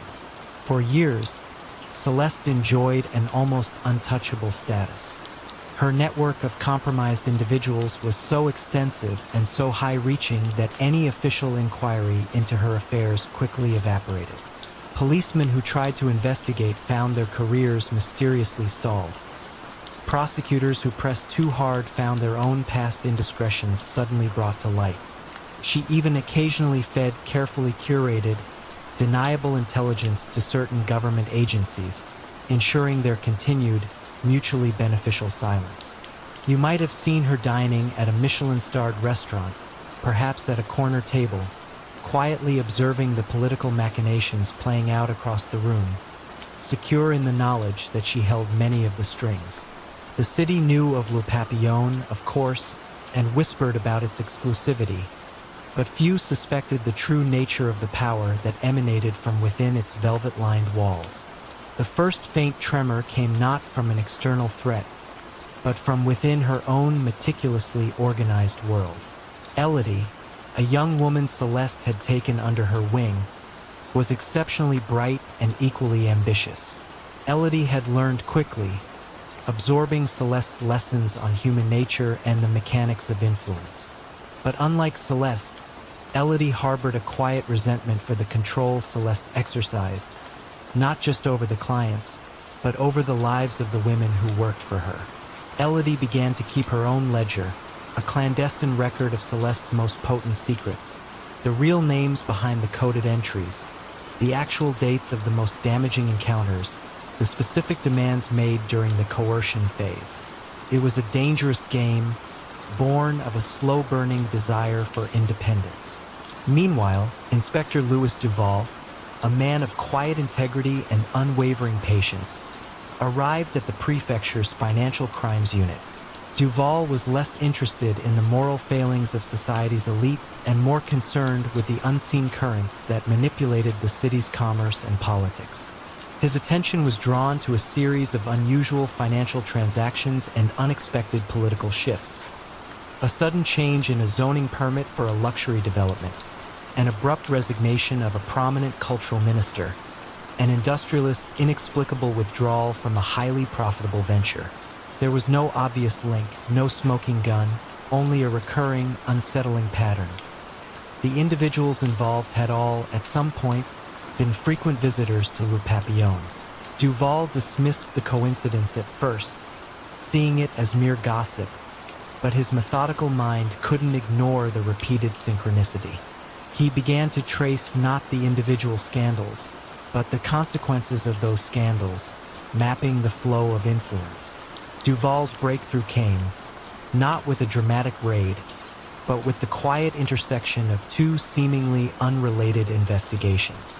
He was tracking a complex money laundering scheme involving a high-ranking politician when an anonymous tip led him to a forgotten safe deposit box. Inside, he found a meticulously coded ledger, detailing the exact nature of blackmail payments and favors owed, compiled by none other than Elodie. This ledger, cross-referenced with Duval's own financial analyses and a deeper understanding of the pattern of political capitulations, laid bare the entire intricate mechanism of Celeste's influence. It revealed not just the indiscretions, but the precise, calculated exploitation of them. The end for Celeste Dubois was as understated as her reign. There was no public scandal, no sensational headlines detailing her fall. Instead, it was a quiet Tuesday morning when Inspector Duval, accompanied by a few plainclothes officers, arrived at Le Papillon. The salon was impeccably silent, the air still perfumed. Celeste greeted them with her usual serene composure, perhaps sensing the shift in the city's subtle currents.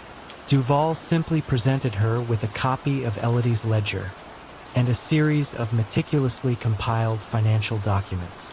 He didn't accuse, he merely presented the evidence. The full weight of her meticulously constructed empire, built on whispers and vulnerability, collapsed under the quiet, undeniable weight of documented truth. The elegant salon, once a vibrant nexus of power and pleasure, faded into a hushed memory, its secrets finally becoming part of the city's unspoken history. The afternoon sun, filtering through the Venetian blinds, cast long, striped shadows across the dusty ledger. It wasn't the kind of book you'd find in a typical accounting office. Its leather cover was worn smooth from years of handling, and its pages, filled with neat, precise entries, detailed transactions that would make any legitimate auditor blanch. This ledger, discovered behind a loose brick in the study of a quiet suburban home, hinted at an empire built not on concrete and steel, but on whispers and fear. Who would suspect a seemingly ordinary accountant, a man named Arthur Finch, of orchestrating such a formidable criminal enterprise, and what hidden details within these cryptic entries would eventually lead to his downfall? Arthur Finch was, to all outward appearances, the epitome of suburban normalcy. He drove a sensible sedan, mowed his own lawn every Saturday, and volunteered at the local library's annual book sale. Yet, beneath this veneer of quiet respectability, Arthur possessed a mind sharper than any blade, honed by years of intricate financial dealings. He wasn't a man of muscle or intimidation. His power lay in numbers, in the silent dance of assets and liabilities, and in understanding how to make illicit gains vanish into the legitimate economy like smoke into air. His criminal network didn't operate through street corners and dark alleys, but through shell corporations, offshore accounts, and a sophisticated web of legitimate-looking businesses, laundromats, small-town cinemas, even a chain of seemingly innocuous dry cleaners. His ascent began subtly in the late 1970s. You might recall stories of local businesses struggling to make ends meet, suddenly finding an unexpected lifeline, a low-interest loan, a generous investment. These benefactors were often front companies controlled by Arthur. He'd offer help not with threats, but with a quiet understanding, a knowing glance that conveyed a deeper obligation. Once indebted, these businesses became conduits, unwitting or otherwise, for his operations. The laundromats, for example, were perfect for blending dirty cash with legitimate income, the sheer volume of small, untraceable transactions providing an ideal cover. It was a strategy of soft coercion, a silent tightening of the noose, where loyalty was bought with relief, and betrayal meant financial ruin, not physical harm. Arthur's network grew, extending its tendrils across state lines. His genius lay in his meticulousness. Every dollar, every transaction, every quiet agreement was recorded in ledgers like the one found, though most were never meant to see the light of day. These books were his true power, a detailed map of his shadow empire, outlining who owed what, who could be trusted, and who, with a little financial pressure, could be swayed. He cultivated a reputation for being utterly dependable, a man whose word, even in the illicit underworld, was as good as gold, precisely because he could back it up with a devastatingly accurate accounting of every debt and favor. The shift in pacing, the quiet hum of the air conditioner in the stuffy FBI office in the early 1990s, seemed to underscore the slow, painstaking nature of the investigation. Agent Lena Petrova had been handed the Finch file, almost as a joke, a financial whodunit with no bodies, no violence, just an inexplicable surge in cash flow through a seemingly benign dry-cleaning chain. Petrova, however, had a knack for patterns, a quiet tenacity that saw beyond the surface. She began tracing the obscure loans, the curiously opportune investments, the sudden solvency of businesses that should have failed. It was like peeling an onion, layer by meticulous layer, each one revealing a sliver more of Arthur Finch's hidden design. The crucial moment arrived not with a bang, but with a barely audible click. A disgruntled former employee, dismissed by one of Arthur's mid-level managers for petty theft, sought revenge not through violence, but through information. He knew where Arthur kept some old books, hinting at their value with a nervous tremor in his voice. This lead, vague as it was enough. A search warrant, obtained through weeks of painstaking financial forensics, led agents to that quiet suburban home, to the study, and finally, to the loose brick behind the worn armchair. When the ledger was found, Arthur Finch was not surprised. He met the agents with a calm, almost serene expression. He knew the game was up. The meticulousness that had built his empire was also its undoing. The entries, precise and unambiguous, laid bare every illicit transaction, every front company, every quiet act of coercion. There was no escaping the cold, hard data he himself had so diligently recorded. He had left a breadcrumb trail, not for others to follow, but for himself to navigate, a testament to his own intricate genius. In the end, it was not an enemy's bullet or a rival's betrayal that brought Arthur Finch down, but the silent, unyielding testimony of his own hand, captured within the pages of a dusty, unassuming ledger. And as the story of the quiet accountant who built an empire of shadows unfolded, it left many wondering. How many other such meticulous minds were quietly operating just beneath the surface of everyday life? Pulsing heart of the 1990s Los Angeles music scene, every breakout artist seemed to owe their meteoric rise to the enigmatic, velvet-voiced record producer Julian Vance, yet their personal fortunes rarely matched their public success. How did one man seemingly control the destinies of so many rising stars, guiding them to fame while keeping their wealth subtly out of reach? And what unseen flaw in his perfectly crafted illusion eventually allowed the music itself to betray him? Julian Vance was a figure of almost mythical stature in the music industry. His recording studio, the Sound Sanctuary, nestled discreetly in the Hollywood Hills, was a temple where raw talent was supposedly sculpted into platinum-selling artistry. Vance himself was a study in refined charm, always impeccably dressed in custom-tailored suits, his silver hair swept back, his voice a smooth, encouraging purr that could coax a timid singer into a powerful performance. He discovered raw, passionate artists from gritty clubs and humble garages, promising them the moon massive advances, state-of-the-art recording, relentless promotion. To the public, he was a visionary, a benevolent mentor who believed in the transformative power of music. But beneath the polished surface, Julian Vance was orchestrating a quiet, insidious empire built on debt, dreams, and the unyielding control of artistic output. His system was an ingenious form of financial bondage, cloaked in the complex language of music contracts. Artists, desperate for their break, would sign agreements laden with predatory clauses. Vance's label, Ascension Records, would front enormous recording costs for studio time, session musicians, engineers, and even basic living expenses, all of which were inflated to astronomical levels and meticulously charged back to the artist. Advances, while seemingly generous, were merely future earnings already spent. Promotional tours, music video productions, and marketing campaigns were executed at exorbitant rates, further burying artists in insurmountable debt. The artists, perpetually in the red, would find their actual royalties, their share of album sales, touring revenue, and merchandise, absorbed by these ever-growing recoupable expenses. Vance wasn't stealing money outright. He was simply ensuring that the artist's side of the ledger never reached profitability. You might have visited the Sound Sanctuary, perhaps on a studio tour, catching a glimpse of a young, intense musician laying down tracks, or a vibrant singer rehearsing, their faces alight with hope. You would have heard the buzz of creativity, the promise of stardom. What you wouldn't have seen was the quiet, relentless bleed of their future.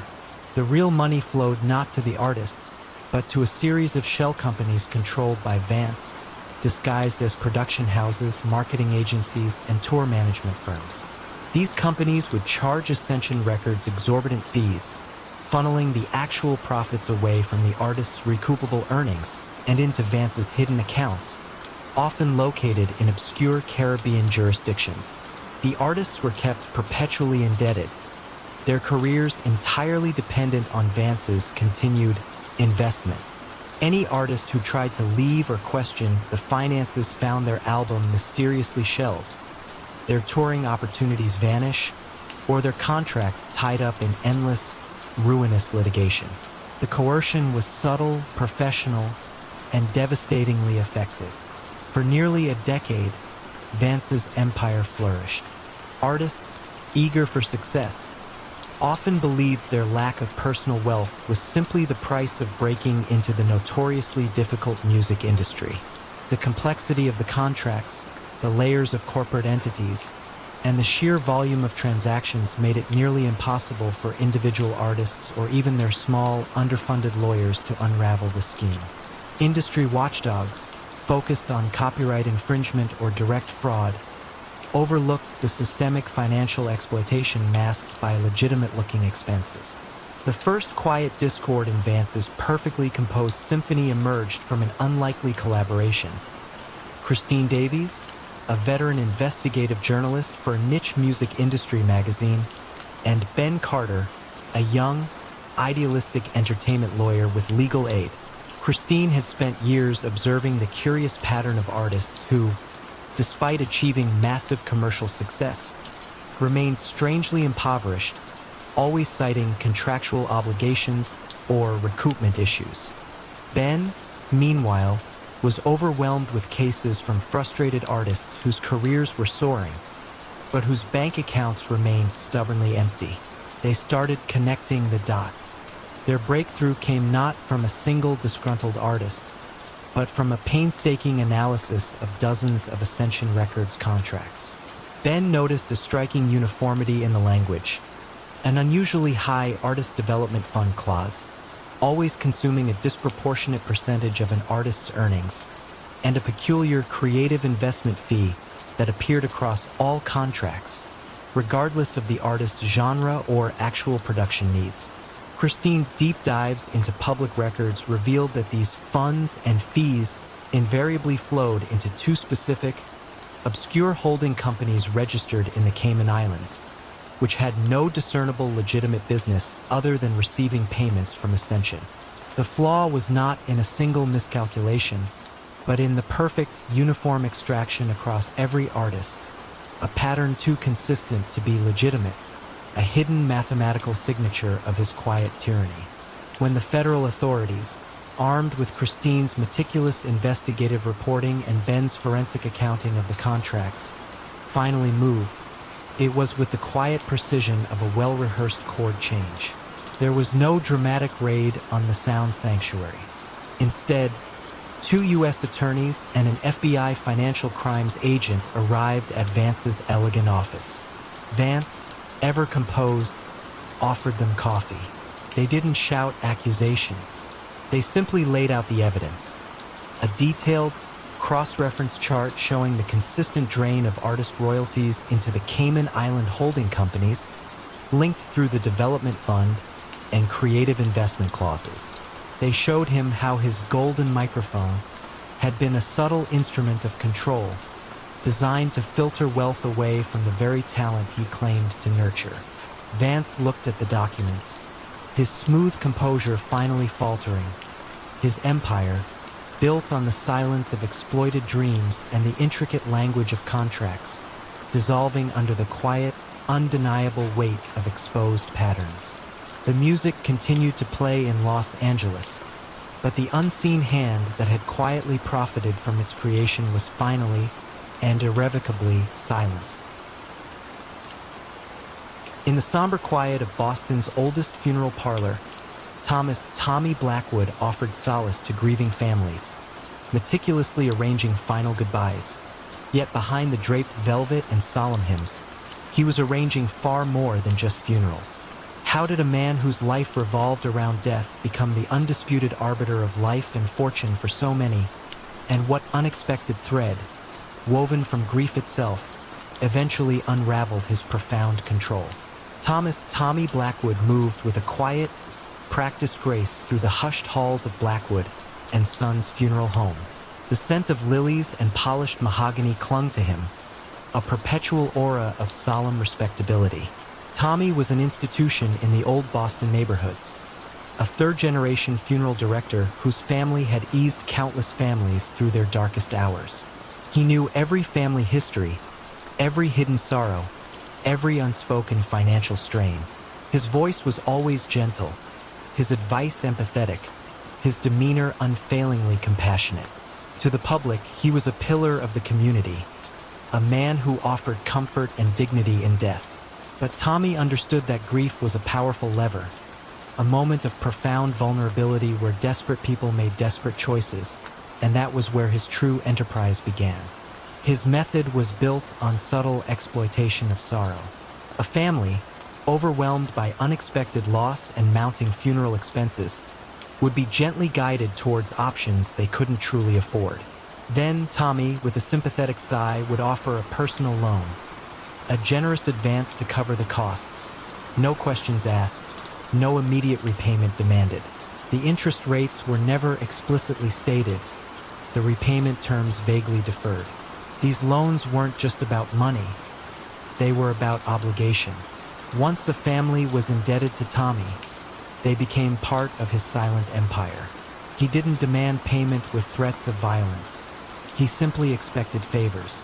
A struggling business owner might be asked to discreetly place a bet at a certain underground poker game Tommy ran, or to funnel a small, seemingly legitimate payment through their books.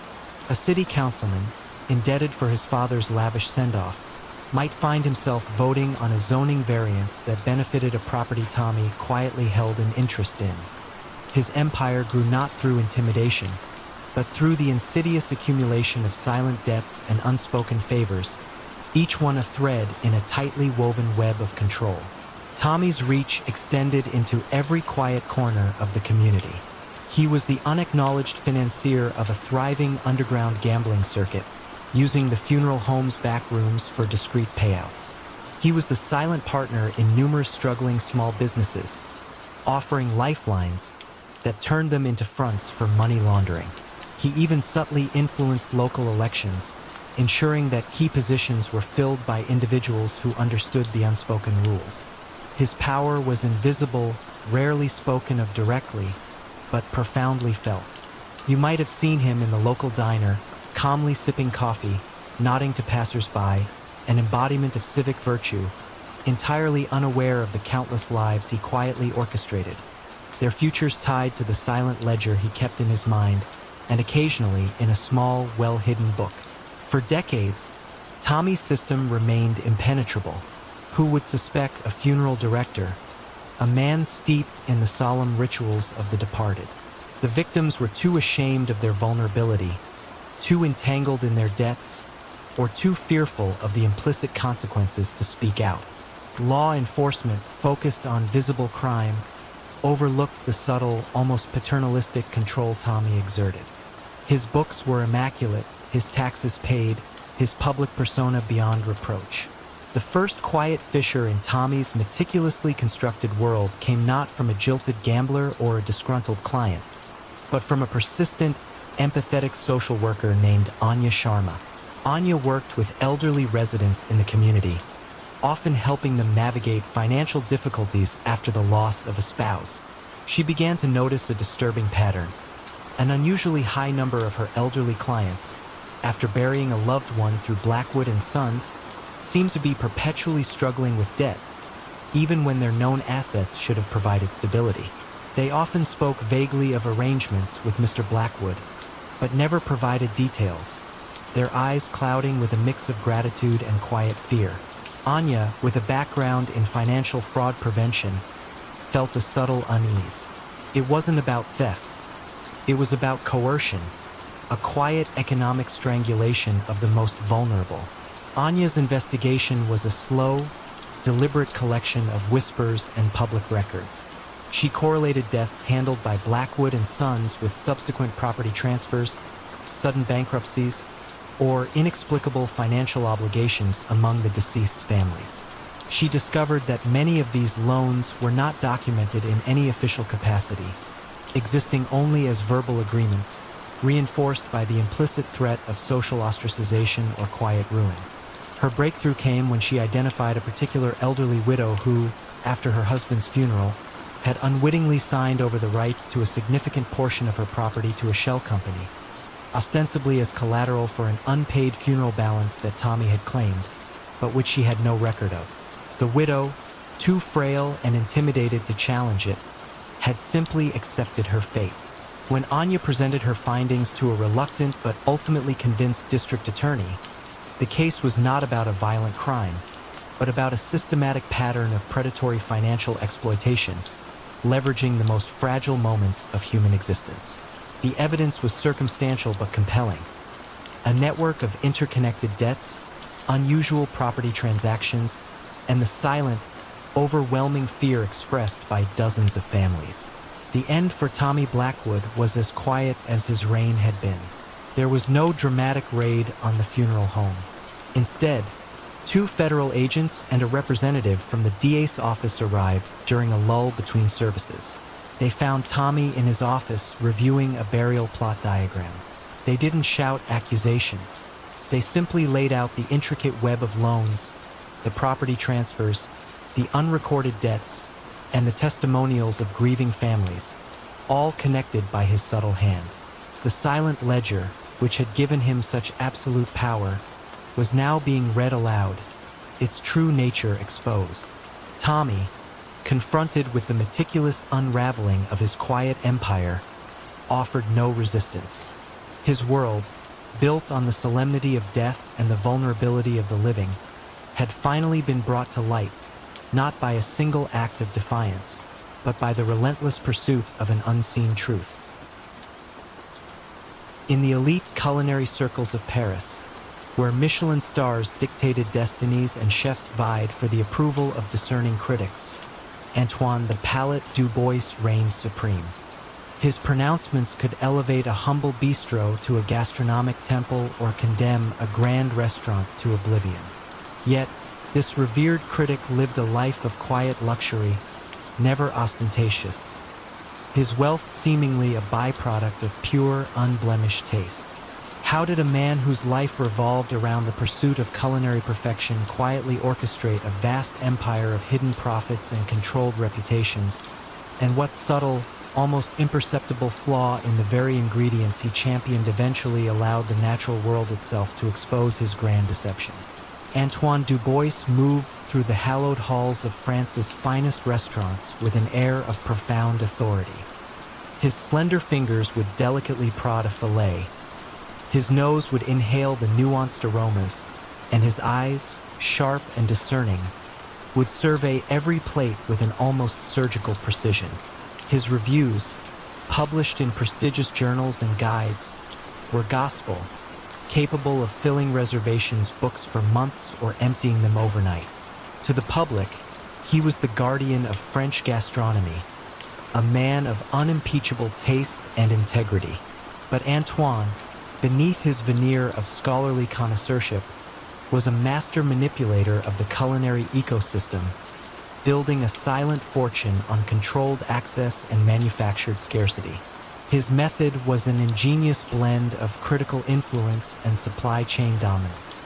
Antoine didn't just review, he invested, quietly, through layers of holding companies and trusted associates. He became a silent partner in struggling, but promising, restaurants. He would then bestow upon them a coveted Michelin star or a series of glowing reviews, propelling them to fame. Conversely, he would deliver scathing critiques to rivals, highlighting minute flaws with devastating precision, effectively driving them out of business or pressuring them into selling their operations at a bargain price, often to entities he secretly controlled. But his true leverage lay in a specific, almost mythical commodity, the tuber melanosporum regalis, a rare, intensely aromatic black truffle found only in a few pristine, ancient forests of central France and notoriously difficult to cultivate. Antoine claimed to have exclusive access to these truffles through a network of trusted, traditional truffiers. He supplied these authentic truffles to his favored restaurants at exorbitant prices, making vast profits while ensuring his establishments maintained an unparalleled air of exclusivity and quality. These exclusive truffles became Antoine's signature, a mark of true culinary excellence that separated the elite from the merely good. The money generated from the inflated prices of these truffles, as well as the quiet dividends from his secretly owned restaurants, flowed through a complex web of offshore accounts and shell companies disguised as agricultural investments or consultancy fees. His personal life remained comfortably elegant but understated, reinforcing his image as a man devoted purely to the art of cuisine. For decades, Antoine's system was unassailable. The mystique of the truffle market, the inherent subjectivity of taste, and his unassailable reputation as a critic made questioning his methods almost unthinkable. Chefs, desperate for his approval and access to his rare ingredients, dared not complain about the prices. Auditors focused on declared profits, not the true origin of a fungus. The first faint, earthy scent of discord in Antoine's perfectly composed symphony emerged from an unexpected source. Dr. Juliette Dubois, no relation, a young, brilliant mycologist and forensic food scientist at the National Museum of Natural History. Juliette was pioneering advanced DNA sequencing and isotopic analysis techniques to determine the precise geographical origin and genetic lineage of wild fungi, particularly truffles. Her research aimed to combat the growing problem of counterfeit or mislabeled rare food products. She began to notice a peculiar, statistically improbable genetic homogeneity across several batches of tuber melanosporum regalis being supplied to Paris's most exclusive, highly rated restaurants that all, coincidentally, received glowing reviews from Antoine Dubois. The truffles, purportedly sourced from diverse, wild forest locations, should have shown natural genetic variations reflecting their individual growing conditions. But these did not. They were almost genetically identical. Juliette's investigation was a quiet, meticulous pursuit of scientific truth. She acquired samples of these exclusive truffles through various means, often posing as a culinary student or a researcher. Her DNA analysis revealed a startling truth. The truffles were not wild. They were, in fact, cultivated, grown in specialized, controlled environments, not in ancient forests. Even more damning, their isotopic signature, which reveals environmental conditions like soil type and rainfall, pointed not to central France, but to a vast commercial truffle farm in a remote region of Spain, a farm that had recently invested heavily in advanced cultivation techniques.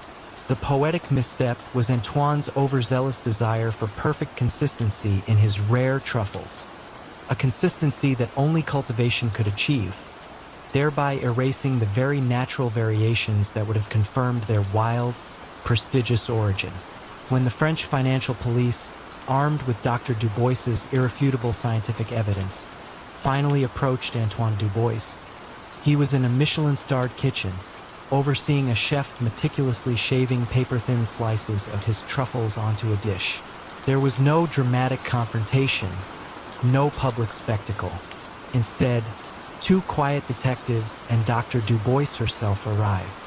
Antoine, ever composed, offered them a taste of the truffle. They didn't shout accusations. They simply laid out Juliet's forensic reports, the DNA analyses proving cultivation, the isotopic data revealing the Spanish origin, and the undeniable link between his glowing reviews and the restaurants exclusively using his mass-produced, falsely labeled truffles. Antoine looked at the data, his expression slowly shifting from composed arrogance to a quiet, profound realization. His world, built on the illusion of impeccable taste and the silent manipulation of an entire culinary ecosystem, had finally been unraveled, not by a single act of betrayal, but by the relentless pursuit of an unseen truth, exposed by the very essence of the natural world he claimed to champion. In the bustling immigrant enclaves of 1930s New York, where fortunes were fragile and official institutions often seemed distant, a benevolent old pawnbroker, Saul the Scales Rosenberg, was revered for his compassion and generosity. Yet his quiet loans held a far greater, unseen weight than any official document. How did a man whose life revolved around small, personal transactions accumulate such vast, unspoken influence over an entire community? And what act of genuine, desperate kindness eventually brought his carefully balanced world crashing down? Saul the Scales Rosenberg was a fixture in his Lower East Side neighborhood. His pawn shop, Rosenberg & Sons, was a place of last resort and quiet hope for the struggling immigrant families who comprised his clientele. Saul was a man of gentle demeanor, with kind eyes behind wire-rimmed spectacles and a comforting presence. He spoke Yiddish, Italian, and broken English, listening patiently to tales of hardship, offering small loans against meager collateral. A grandmother's brooch, a father's watch, a treasured violin. He often lent more than the item was worth, and seemed genuinely heartbroken when a loan went unpaid. To the community, he was a lifesaver, a compassionate alternative to predatory loan sharks or indifferent banks. But Saul, in his quiet way, was a different kind of collector. His true genius lay in collecting not just interest, but favors, building a silent, intricate network of obligation that permeated every aspect of community life. His method was an insidious form of economic entanglement, cloaked in benevolence. A family needing emergency funds for an illness or a sudden rent increase would approach Saul. He would provide the loan, often without much paperwork, and with what appeared to be incredibly lenient terms. "Pay me back when you can," he would say, his voice soft. But the unspoken caveat was that the debt was never truly forgotten, and its value accrued not just in money, but in influence. A struggling tailor, whose loan saved his shop, might later be asked to mend a suit for free, or to persuade a difficult customer. A butcher, beholden for funds to keep his family fed, might be asked to discreetly supply meat to a specific, unspoken address. These were small, seemingly innocuous requests, but each one tightened the invisible bonds of obligation, weaving the debtors into Saul's silent web. Saul never overtly threatened. He didn't need to. The shame of unpaid debt, the fear of losing face in a tight-knit community, and the knowledge that Saul had been there in their hour of need was far more potent than any physical coercion. His influence was felt in every corner. In the subtle favoritism shown to certain businesses, in the quiet resolution of disputes that never reached the police, and in the unspoken deference shown to Saul at community gatherings. He operated entirely outside official systems, his word the only contract necessary, his silent ledger a living testament to the interwoven fates of his debtors. He lived a life of simple comfort, but his true wealth was the profound, unseen power he wielded over the lives of hundreds. For decades, Saul's system was virtually unassailable. The community protected him not out of fear, but out of a genuine belief in his beneficence. Who would report a man who had helped them in their darkest hour? The police, grappling with more visible crimes, largely ignored the internal workings of the immigrant neighborhoods, viewing them as self-regulating. Saul's operations left no paper trail, no loud conflicts, only the quiet hum of a community bound by complex, invisible obligations. The first subtle crack in Saul's carefully balanced world came from a place of unexpected compassion. A young, determined social worker, Sarah Jenkins, had recently been assigned to the Lower East Side. Sarah was fluent in Yiddish and quickly earned the trust of the elderly women in the neighborhood. She began to notice a recurring, unsettling theme in their stories, a pervasive sense of quiet obligation to Mr. Rosenberg, even years after their original loans had seemingly been repaid. Many spoke of endless, small favors they continued to perform, not out of current necessity, but out of a deep-seated feeling of being in his debt. Sarah, with her experience in identifying predatory lending practices, recognized the insidious nature of this silent coercion. It wasn't about money anymore. It was about human lives held in perpetual thrall. Sarah's investigation was a painstaking process of listening, documenting, and connecting the seemingly disparate threads of these quiet tales. She didn't look for financial ledgers. She looked for patterns of human behavior, for the emotional weight of unwritten contracts. Her breakthrough came when she encountered a young woman, Maria, whose family was desperately trying to immigrate to the U.S. from Europe. Maria's brother, indebted to Saul for years after a loan to save his small grocery, was being asked to perform a series of increasingly risky and morally compromising favors to repay the family's escalating, unspoken debt, favors that involved subtly influencing local union elections. Maria, driven by the desperate hope of uniting her family, and emboldened by Sarah's empathetic understanding, finally revealed the true nature of Saul's loans and the endless, silent obligations they carried. She provided concrete examples of these favors and their direct impact on community functions, painting a clear picture of an unseen control. When the federal agents, guided by Sarah's meticulous and deeply human narrative, arrived at Rosenberg and Sons, Saul was behind the counter, weighing a tarnished silver locket. There was no confrontation, no struggle. They didn't present financial indictments. They presented him with a collection of the stories Sarah had gathered, the quiet testimonies of a community held captive by gratitude and silent fear. They showed him how his benevolent loans had, over decades, amassed a profound systemic control that transcended simple usury. Saul looked at the documents, his kind eyes clouded with a complex mix of sorrow and resignation. His world, built on the delicate balance of kindness and quiet leverage, had finally been exposed, not by the harsh hand of the law, but by the profound and desperate act of revealing the truth by those he had ostensibly helped. The scales, finally, had tipped, revealing the true weight of his silent empire. The incessant chime of slot machines in the gaudy, neon-lit Starlight Casino of Las Vegas in the late 1980s masked a far more subtle symphony of deception. Frank the Fixer Moretti, ostensibly a casino manager, was orchestrating a quiet revolution in credit fraud, leveraging the insatiable appetites of high rollers to funnel millions through phantom debts and manipulated lines of credit. When a series of wealthy individuals, seemingly immune to financial woes, suddenly found their legitimate assets mysteriously frozen and their credit ratings in tatters, whispers began to circulate about a shadowy figure pulling the strings. But what ingenious financial shell game did Frank employ to exploit the high stakes of the gambling world?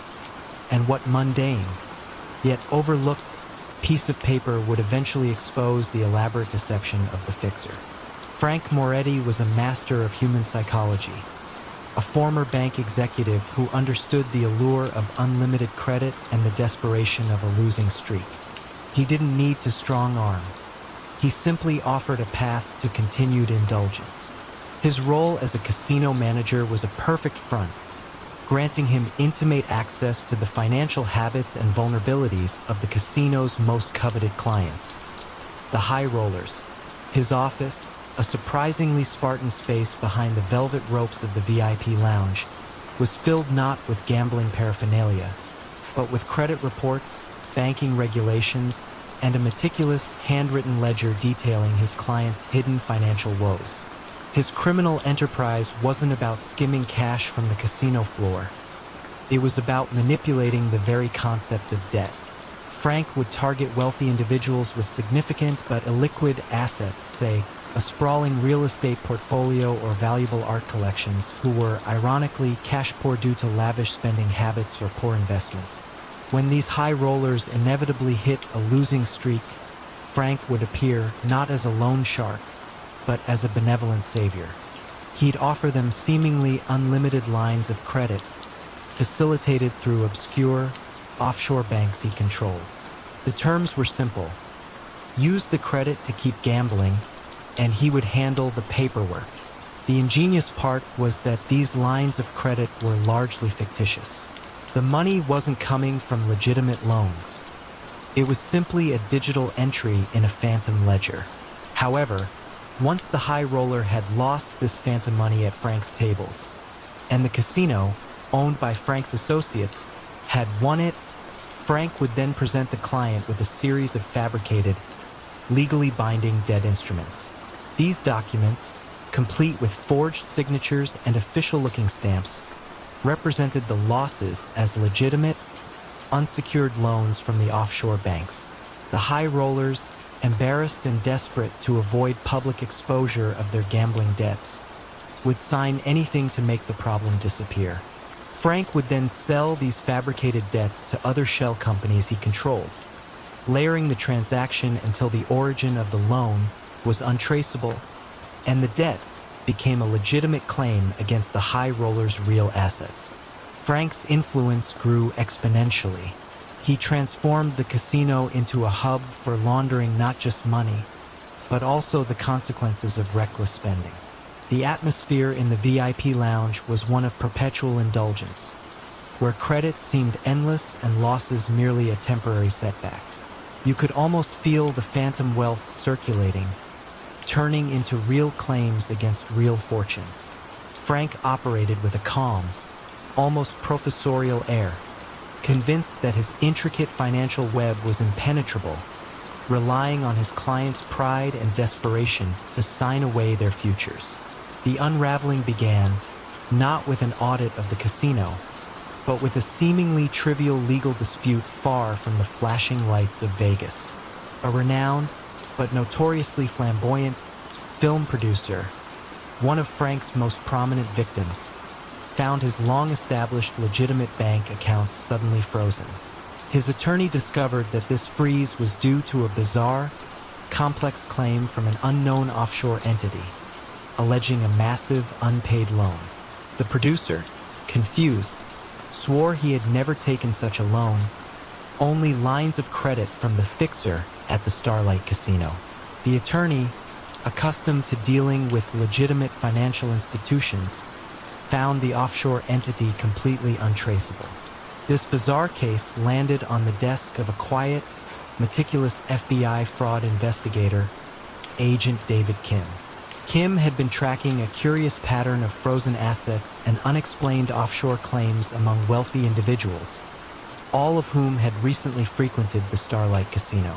He started focusing not on the casino's income, but on the documents associated with these phantom loans. He noticed a subtle, recurring anomaly. The notarization stamps on several of these loan agreements all shared a very specific, almost imperceptible misalignment. It was a flaw so minute that only a forensic document examiner would spot it. Kim realized that while the documents appeared perfect, the process of their notarization was flawed.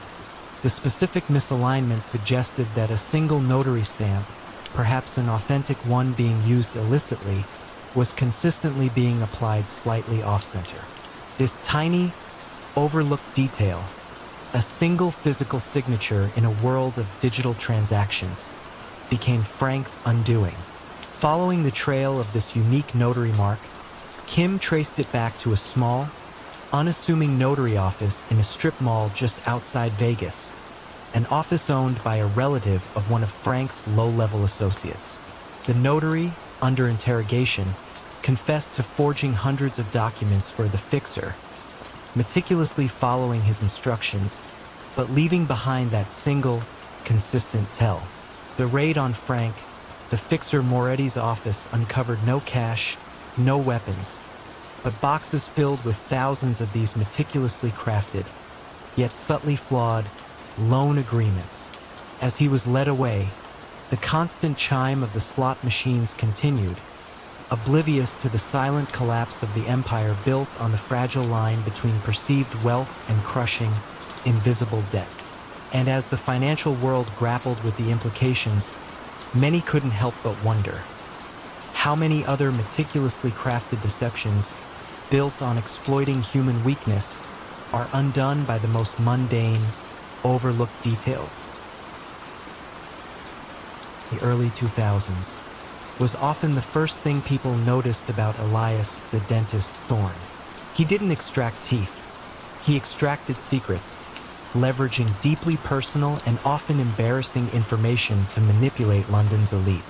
When a string of prominent figures, from politicians to media moguls, found themselves unexpectedly entangled in scandals, their every move seemingly dictated by an unseen hand, many wondered how a man with no overt power could exert such profound control. But what insidious form of soft coercion did Elias wield to bend the powerful to his will? And what seemingly insignificant loose thread, overlooked in his meticulous web, would ultimately unravel his empire of whispered threats? Elias Thorne was a master of observation, a quiet predator who understood the dark underbelly of human nature. He had no criminal record, no gang affiliations. His background was as a high-end concierge, a profession that granted him unparalleled access to the private lives of London's wealthiest and most influential. He listened, he watched, and he meticulously cataloged every indiscretion, every hidden vice, every desperate secret. His luxury apartment, far from a criminal lair, felt more like a meticulously organized archive of human frailty, filled with encrypted files and discreetly acquired snippets of information. His criminal strategy was a chillingly effective form of psychological leverage. Elias didn't resort to violence or overt blackmail. Instead, he employed what he called preventative reputation management. He would subtly approach a target, perhaps a politician with a hidden gambling addiction or a CEO with a secret mistress, not with a threat, but with an offer of discreet services, a quiet solution to a potential public relations crisis that they didn't even know they had until Elias revealed it. He'd present undeniable evidence of their secret, then offer to manage it, ensuring it never saw the light of day. The unspoken cost was compliance, a quiet agreement to a future favor, a subtle nudge in a business deal, or a carefully worded recommendation. The beauty of Elias's method was that his targets rarely even realized they were being blackmailed. They believed they were merely making a prudent decision to protect their reputations. He became an invaluable, albeit terrifying, asset to them, the unseen hand that smoothed over their potential PR disasters, allowing them to continue their public lives unblemished. His influence grew not through fear of punishment, but through the desire to maintain status and avoid public shame. You could almost feel the invisible threads of obligation tightening around London's elite, their public faces maintained at the cost of their silent servitude to Elias. The atmosphere around London's powerful corridors of influence became oddly synchronized. Major policy decisions seemed to shift inexplicably. Lucrative contracts awarded to unexpected bidders. Controversial media stories quietly suppressed. It wasn't overt corruption, but a subtle, pervasive tilt, an unseen current guiding events. Elias, in his quiet apartment, would monitor the news, a slight smile playing on his lips as he saw his carefully placed nudges translate into tangible influence. He was convinced his system was foolproof, built on the one thing people valued most, their carefully constructed public image. The unraveling began, ironically, with a genuine act of compassion. Elias had, for years, been discreetly obtaining confidential medical records through a network of compromised clinic administrators.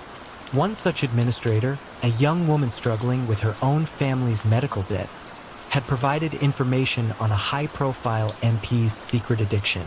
Elias leveraged this information to secure a major political favor. However, the MP, feeling trapped and desperate, confessed his situation to a trusted, longtime friend, a seasoned investigative journalist named Sarah Green. Sarah, known for her relentless pursuit of truth, listened to her friend's vague, fearful account of someone who knows too much. She didn't suspect Elias immediately. Her focus was on the unexpected policy shifts she'd observed. She began to notice a curious commonality among several powerful figures whose behavior had become erratic or uncharacteristically compliant. They all had, at some point, used the services of Elias Thorne's high-end concierge business. It was a faint pattern, almost a coincidence. Sarah's breakthrough came when she discovered that a particular private clinic, known for its discretion, had suffered a series of minor data breaches, unreported to the public, shortly before some of these powerful individuals made their unusual shifts. She started cross-referencing patient lists with Elias's client list. The overlap was chilling. It wasn't about the specific secrets, but the method of acquisition, the vulnerability of sensitive personal information. She then leveraged her own network of discrete sources to confirm that the clinic administrator had been quietly paid off. The climax wasn't a dramatic confrontation, but a quiet, methodical police investigation, sparked by Sarah's meticulously compiled dossier. They didn't find traditional evidence of blackmail, but they found an overwhelming pattern of unusual financial payments to specific individuals connected to sensitive data, followed by Elias Thorne's subsequent guidance of their powerful clients. The loose thread was not a secret revealed, but the subtle, systematic exploitation of human trust within seemingly legitimate services. As Elias, the dentist Thorne, was apprehended in his quiet apartment, surrounded by the echoes of 1,000 secrets, one couldn't help but wonder, how many others, driven by the desire to control, exploit the very privacy people strive to protect, creating empires out of whispers and quiet compliance? The hum of the mainframe computers in the late 1990s, deep within a nondescript office park in Dublin, was the steady heartbeat of Liam, the architect O'Connell's operations. He wasn't building physical structures, but elaborate digital mazes, expertly laundering vast sums of money through the burgeoning world of online gambling. When seemingly legitimate internet casinos, appearing overnight and dissolving just as swiftly, began to leave a trail of untraceable digital transactions across international borders. Authorities were baffled. But what sophisticated, almost invisible method did Liam employ to hide his dirty billions, and what tiny, yet critical digital ghost would eventually expose the meticulously crafted architecture of his virtual empire? Liam O'Connell was a prodigy of the digital age, a former cybersecurity consultant with a keen understanding of network vulnerabilities and the intricate pathways of online finance. He saw the internet not just as a tool, but as a vast, unregulated frontier ripe for exploitation. Unlike the old guard, Liam had no need for gritty backrooms or physical intimidation. His realm was the ethereal space of servers and algorithms, his currency encrypted data packets. He offered a service unparalleled in its efficiency: the instantaneous transformation of illicit cash into clean, digital assets, then back again, leaving no discernible trace. His method was an evolution of traditional money laundering, adapted for the digital sphere. Liam would create a network of legitimate-looking online casinos, registered in obscure offshore jurisdictions with lax financial regulations. These weren't mere fronts. They were fully functional gambling sites, complete with real players and real games. The genius, however, lay in the ghost players, sophisticated AI bots, programmed by Liam, that would join high-stakes poker games or roulette tables. These bots, funded with dirty money, would consistently lose to other bots controlled by Liam or to real players who were unknowingly acting as conduits. The losses would then be paid out to accounts controlled by Liam, appearing as legitimate gambling winnings. The real key was the sheer volume and speed. Thousands of transactions, often for relatively small amounts, would occur simultaneously across multiple platforms, blending dirty money with legitimate gambling revenue. Then, through a series of rapid-fire transfers between offshore e-wallets, crypto exchanges, and shell companies, the money would be layered, losing its original identity with each hop. It was a digital whirlwind, designed to overwhelm and confuse any financial investigator. You could almost feel the phantom currents of illicit wealth flowing through the global network, unseen but undeniably present. Liam's operation thrived on its anonymity and its adaptability. If one online casino drew too much attention, it could be dissolved within hours, its servers wiped clean, and a new one spun up under a different name, different jurisdiction. He offered his services to a global clientele, from drug cartels to corrupt politicians, all drawn by the promise of untraceable, instantaneous wealth purification. The atmosphere around Liam, though he worked alone from his quiet office, was one of absolute, almost godlike control over the digital flow of money. He believed he had created a system so complex, so ephemeral, that it was truly uncatchable. The unraveling began, not with a technical flaw in his code, but with a subtle human element he hadn't fully accounted for. One of his real player conduits, a desperate online gambler in Eastern Europe who had been unknowingly receiving small, lucky winnings from Liam's bots, became suspicious. He wasn't a hacker or an investigator, just a frustrated player who noticed that he consistently won more often when playing against a particular set of newly registered, oddly aggressive opponents, always at certain times of the day, and then those winnings would disappear as quickly as they appeared when he tried to transfer them out. The money was effectively locked into Liam's system. He eventually approached an online forum dedicated to exposing gambling scams, detailing the bizarre patterns of his luck. Among the forum members was a sharp, young cybercrime analyst for Interpol working undercover. She immediately recognized the unique digital ghost, the statistical improbability of a string of players consistently losing to a specific, rotating set of new accounts, always funneling money towards offshore accounts. It was a faint, almost invisible signature, but it was there. She began to trace the seemingly disparate threads, not through individual transactions, which were too numerous and fragmented, but through the timing and IP addresses of the server activity. Her investigation wasn't about following the money itself, but about mapping the connections between the constantly shifting digital entities. She discovered clusters of server activity originating from the same IP ranges, dissolving and reappearing in new configurations, all pointing back to a small set of sophisticated bot networks. These networks, though disguised, occasionally left a lingering digital footprint, a phantom echo of their previous existence. This allowed her to pinpoint the master control server in Dublin. The raid, when it came, was not on a bustling casino floor, but on a quiet office where Liam, the architect O'Connell, sat calmly amidst a glowing array of monitors, his fingers still dancing across keyboards. He had created a perfect digital labyrinth, but in his pursuit of absolute anonymity, he had overlooked the subtle, yet undeniable, ghosts his own digital creations left behind.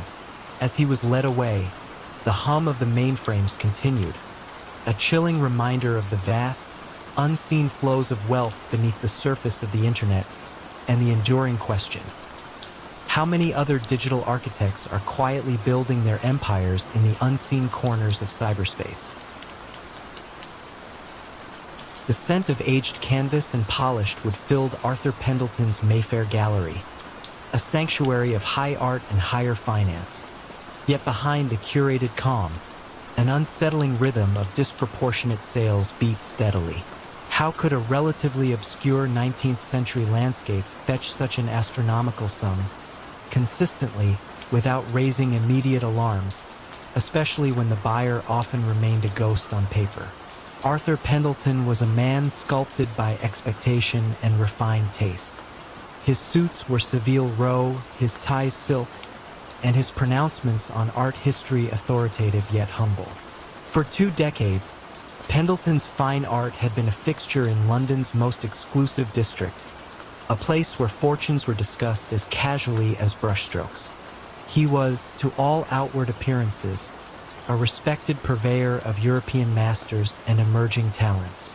Yet, the real art Arthur practiced was far more intricate than restoration or appraisal. It was the quiet alchemy of turning ill-gotten gains into legitimate wealth, dissolving the taint of illicit origins into the gleaming patina of legitimate masterpieces. His method was elegant in its simplicity, brutal in its effectiveness, overinflating the price of a painting far beyond its market value, selling it to a shell company controlled by a criminal entity, and then using the clean funds from this inflated sale to invest elsewhere or simply withdraw. The art itself often remained in storage, a prop in a grander financial performance. You might have visited the gallery on a quiet Tuesday afternoon, perhaps admiring a luminous still life or a dramatic historical scene. You would have been greeted by Arthur himself, his voice a low, cultivated murmur, his movements precise. He would speak of provenance and historical significance, entirely masking the true provenance of the funds passing through his carefully constructed financial labyrinth. His clientele ranged from discreet European families with old money to newly minted magnates from the East, each transaction veiled in discretion and a shared appreciation for the finer things. Beneath this veneer, however, lay a network of offshore accounts, dummy corporations, and a quiet understanding with individuals whose fortunes, frankly, did not bear close scrutiny. Arthur managed it all with the practiced ease of a conductor leading a silent orchestra, his subtle nods and knowing glances replacing overt commands.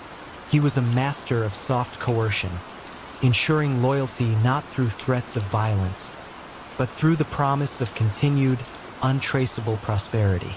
In a quiet, nondescript office building a few miles away, Eleanor Vance, a senior financial crimes investigator, worked in a world of spreadsheets and cross-referenced ledgers. She didn't chase criminals down cobbled alleyways. Her domain was the cold, hard logic of numbers. Eleanor had first noticed a peculiar anomaly. Certain obscure artists, whose works rarely commanded significant attention in the broader market, seemed to be consistently fetching unprecedented sums when handled by Pendletons. It wasn't one massive transaction that flagged, but a persistent, almost rhythmic pulse of smaller, inflated sales. She began to chart the flow, tracing the payments not to the buyers themselves, but to the intricate web of holding companies and offshore trusts. It was like following a single, faint thread through a vast, tangled tapestry, a thread that led, with unsettling regularity, back to a select few, seemingly legitimate financial institutions. Arthur, meanwhile, felt the subtle tremors before the earthquake. A quiet conversation with a solicitor suggested an increased scrutiny of certain offshore jurisdictions. A long-standing client became unusually demanding, pressing for a transaction so large it would risk shattering the delicate illusion. Arthur, ever the pragmatist, understood that a machine of such complexity, once set in motion, was difficult to stop or even slow. He dismissed the growing unease with a firm, albeit silent, resolve. His focus remained on maintaining the illusion of impeccable legitimacy, even as the whispers of tighter regulations grew louder. He had built his empire on quiet trust and impeccable discretion. A breach in either could be catastrophic. Eleanor's investigation progressed not with a bang, but with the quiet click of a puzzle piece falling into place. She discovered a pattern of circular transactions. A painting sold for millions only for a seemingly unrelated entity, often connected to the original buyer through a series of shell companies, to purchase another high-value piece from Pendleton's shortly thereafter. The money wasn't leaving the ecosystem. It was merely cycling, cleansing itself with each pass through the art market. When she presented her findings, stripped bare of legal jargon, to her superiors, the sheer elegance of the scheme was undeniable. It wasn't about catching Arthur in an overt criminal act, but about proving the financial architecture he had meticulously constructed was, in its entirety, designed for illicit purposes. The end of Arthur Pendleton's reign was as understated as his crimes. There was no dramatic raid, no sensational arrest captured by the press. Instead, it began with a series of quiet notifications. Accounts frozen, assets seized, business partners subtly withdrawing. One Tuesday morning, Eleanor Vance herself, accompanied by a senior police detective, arrived at the gallery. They did not shout or accuse. They simply presented Arthur with a meticulously detailed ledger of transactions, a mirror of his own secret accounts, laid bare.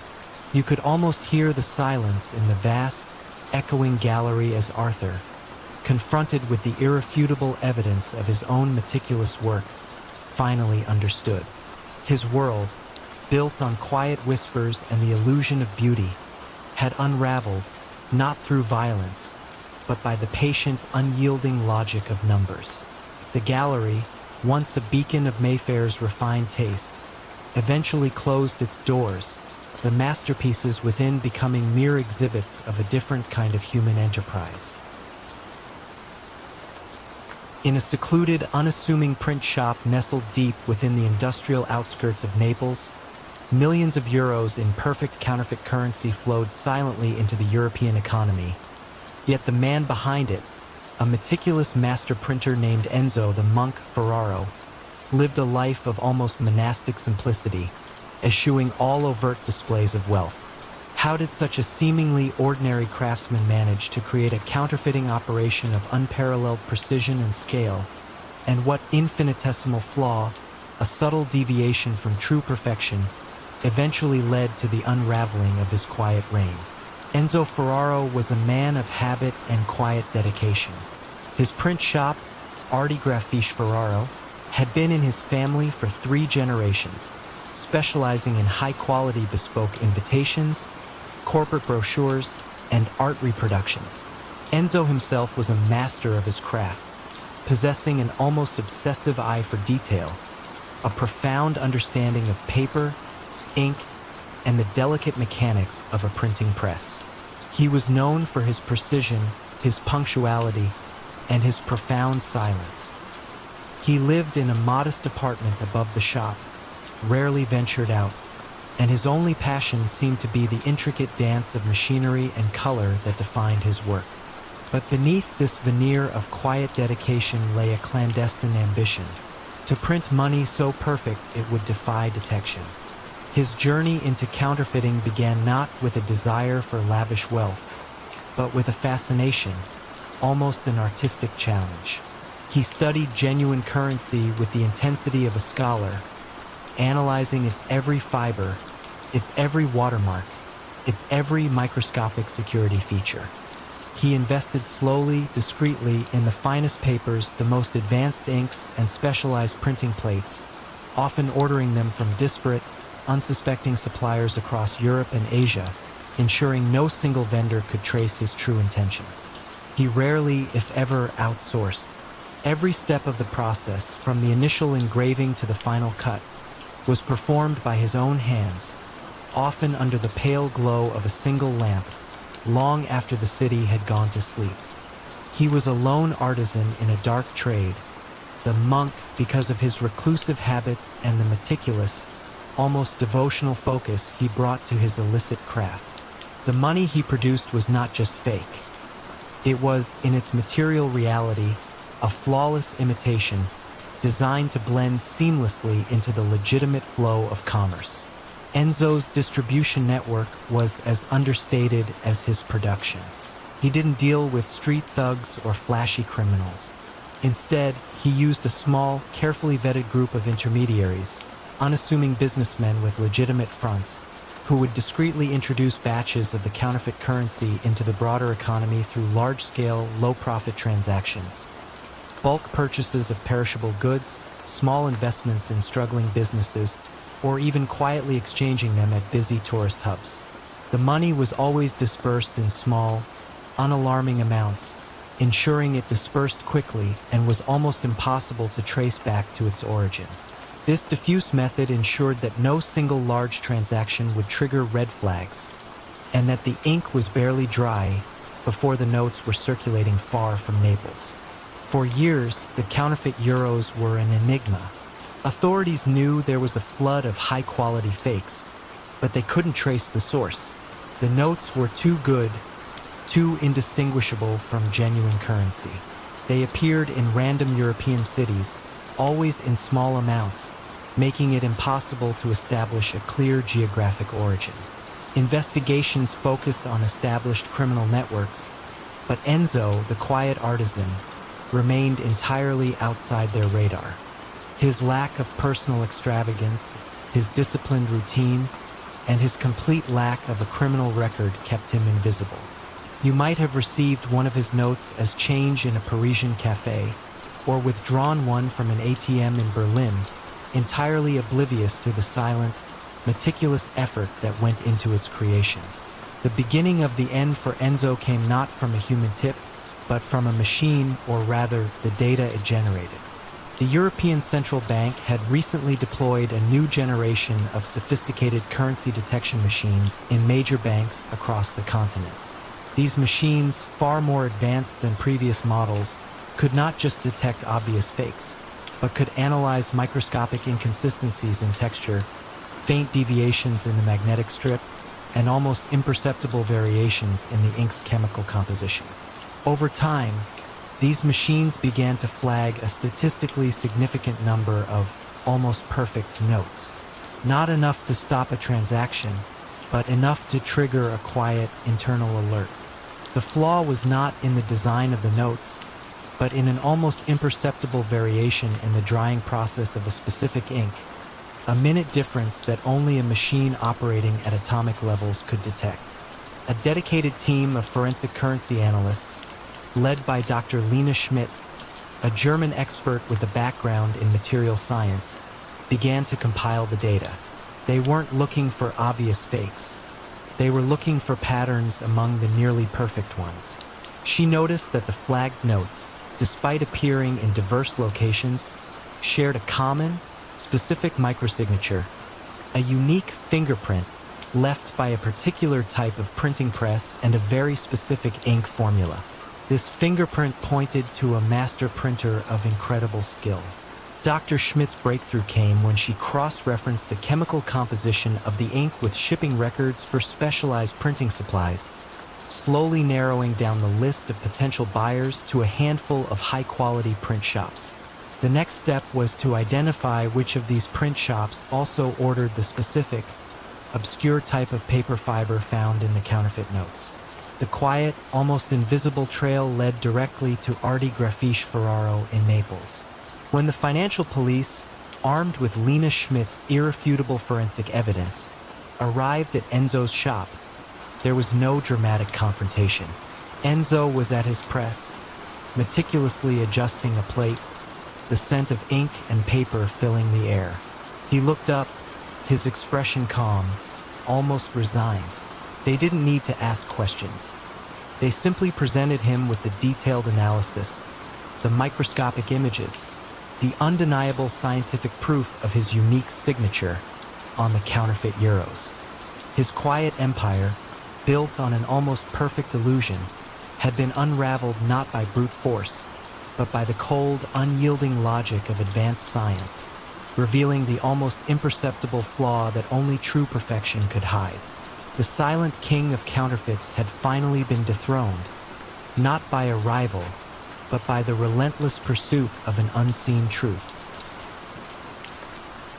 The clatter of poker chips in the smoke-filled backroom of the Lucky Dime casino in Atlantic City, circa 1970, was often punctuated by the low, steady voice of Benny "the Books" Giordano. He wasn't the kind of man to shout or threaten. His power lay in his unparalleled ability to fix games, not through outright cheating at the table, but by subtly corrupting the very systems designed to ensure fairness. When a seemingly random string of professional gamblers, always known for their meticulous play, started experiencing inexplicable, catastrophic losing streaks, the whispered question began to circulate. Was Benny merely lucky, or was he orchestrating a grander, more insidious scheme to turn probability into pure profit? And what hidden variable in his complex equations would ultimately expose his intricate deceit? Benny Giordano was a mathematician in a world of brutes. He had a natural aptitude for statistics, for understanding the subtle ebb and flow of chance, and for identifying the vulnerabilities in any system. He was brought into the Santoro crime family not for his brawn, but for his brain, tasked with maximizing the illicit profits from their numerous casinos. His office, a stark, functional space behind the glitz and glamour of the main casino floor, was filled not with weapons, but with probability charts, complex algorithms, and detailed schematics of slot machines and roulette wheels. He understood that true control lay not in intimidating players, but in manipulating the odds themselves, in making the inevitable seem like pure, unadulterated luck. His methods were as subtle as they were devastating. Benny rarely tampered directly with the physical machines. Instead, he corrupted the people who managed them. He'd identify low-level technicians, maintenance staff, or even pit bosses with hidden debts or secret vices, then apply gentle, almost imperceptible pressure. A debt quietly paid, a secret subtly alluded to. These individuals, compromised and grateful, would then implement minor, almost untraceable adjustments. A slot machine's payout percentage slightly lowered, but only for certain players or after a specific number of plays. A roulette wheel that, over thousands of spins, favored certain numbers by the slightest fraction of a degree. These weren't overt cheats. They were statistical nudges, small deviations that, over time, guaranteed a massive swing in the casino's favor. Benny also perfected the art of player profiling. He'd study the habits of high rollers, tracking their betting patterns, their preferred games, even their emotional tells. This data, fed into his complex calculations, allowed him to predict when a particular adjustment would yield the greatest return with the least suspicion. He wasn't just fixing games. He was fixing fates, guiding players towards their financial doom with a precision that seemed almost supernatural. You could often see the growing desperation in the eyes of a high roller as they emptied their pockets, swearing the odds were just off. Unable to pinpoint why, the atmosphere in the Lucky Dime became one of almost supernatural success for the house. The Santoro family's profits soared, exceeding even their most optimistic projections. Other crime families, baffled by the Santoros' consistent good fortune, began to seek Benny's counsel, paying exorbitant fees for his strategic insights. Benny, ever the calm, unassuming technician, simply provided his analyses, his reputation as the book's growing with every guaranteed win. He projected an air of quiet confidence, a man who understood the universe's chaotic dance and had found a way to bend it to his will. The unraveling began not with a disgruntled employee, but with a highly specialized and deeply suspicious form of reverse engineering. A consortium of frustrated professional gamblers, after suffering repeated, inexplicable losses at the Lucky Dime, pooled their resources and hired a brilliant, obsessive mathematician named Dr. Evelyn Reed. Evelyn wasn't interested in traditional police work. She was interested in pure probability. She brought in a team of statisticians and, disguised as ordinary patrons, spent weeks meticulously recording thousands of hours of gameplay data from the Lucky Dime and, crucially, from other rival casinos. Her breakthrough came when comparing the data. While all casinos had a house edge, the Lucky Dime exhibited tiny, almost undetectable, statistical anomalies in its payout patterns. Anomalies that couldn't be explained by random chance alone. It was like looking at a series of coin flips and noticing that, over a million flips, heads appeared 50.001% of the time, rather than the expected 50%. This microscopic deviation, when extrapolated over millions of dollars and thousands of players, pointed to deliberate systemic manipulation. The hidden variable in Benny's equation wasn't an external factor. It was his own sophisticated manipulation embedded within the probabilities. Evelyn's meticulous report, filled with arcane statistical proofs and irrefutable data, landed on the desk of a federal agent who had been fruitlessly investigating the Santoro family for years. The agent, initially skeptical of a purely mathematical case, was convinced by the sheer precision of Evelyn's findings. It wasn't about catching a specific cheat in action, but about demonstrating a pattern of impossible odds.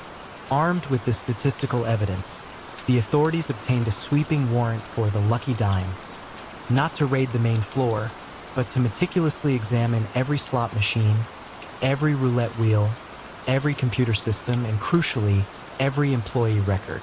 The technical adjustments Benny had overseen, minute as they were, left digital footprints, and the compromised employees, under intense interrogation, eventually confessed to the subtle manipulations. Benny the Book's Giordano, who had built an empire on making the impossible seem inevitable, found his sophisticated web of probabilities undone by the relentless logic of an even sharper mind. As he was led away, the casino floor was unusually quiet, and many patrons couldn't help but wonder if, in the world of chance, there was ever truly such a thing as luck. The official manifests from the bustling port of Marseille in the 1960s always told a neat story of legal trade and regulated commerce. But beneath the surface, every crate, every barrel, every incoming ship paid an unspoken tariff to one man, a quiet, almost scholarly figure known only as Le Professeur. How did this unassuming man establish such an iron grip on the lifeblood of a major European city?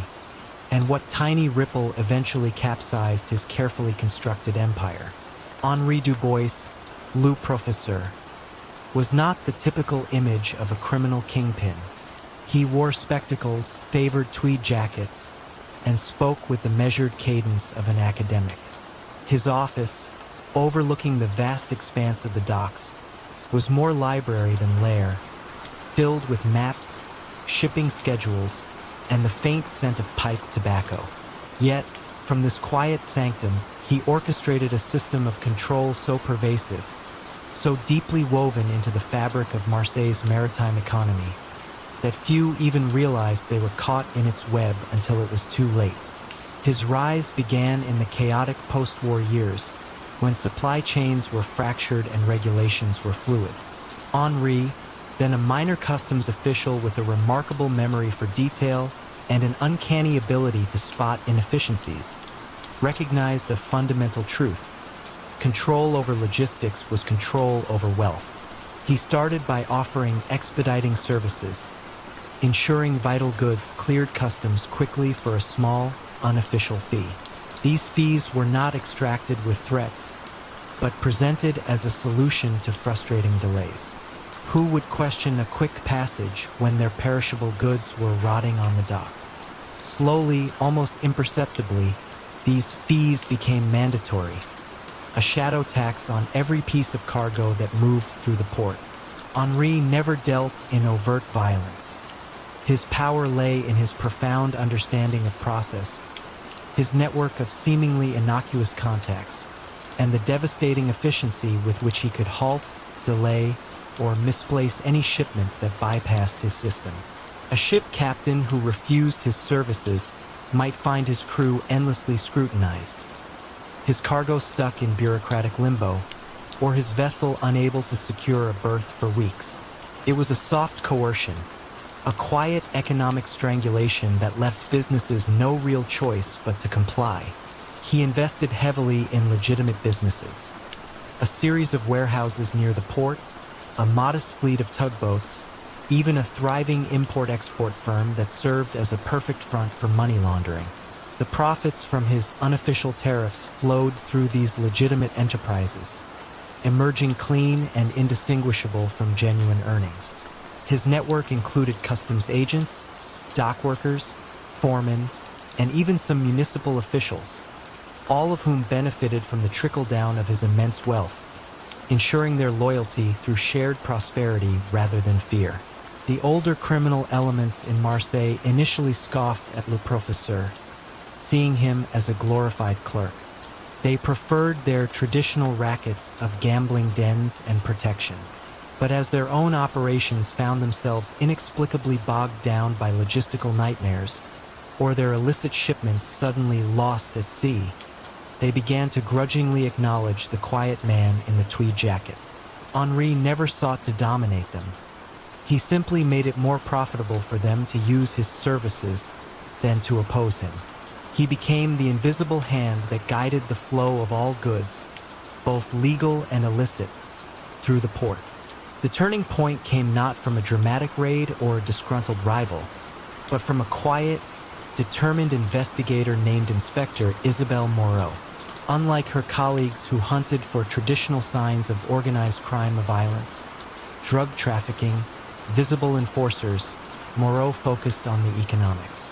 She noticed patterns, unusual spikes in revenue at certain warehousing companies, inexplicable delays for specific types of cargo, and a peculiar consistency in the processing fees charged by seemingly disparate entities.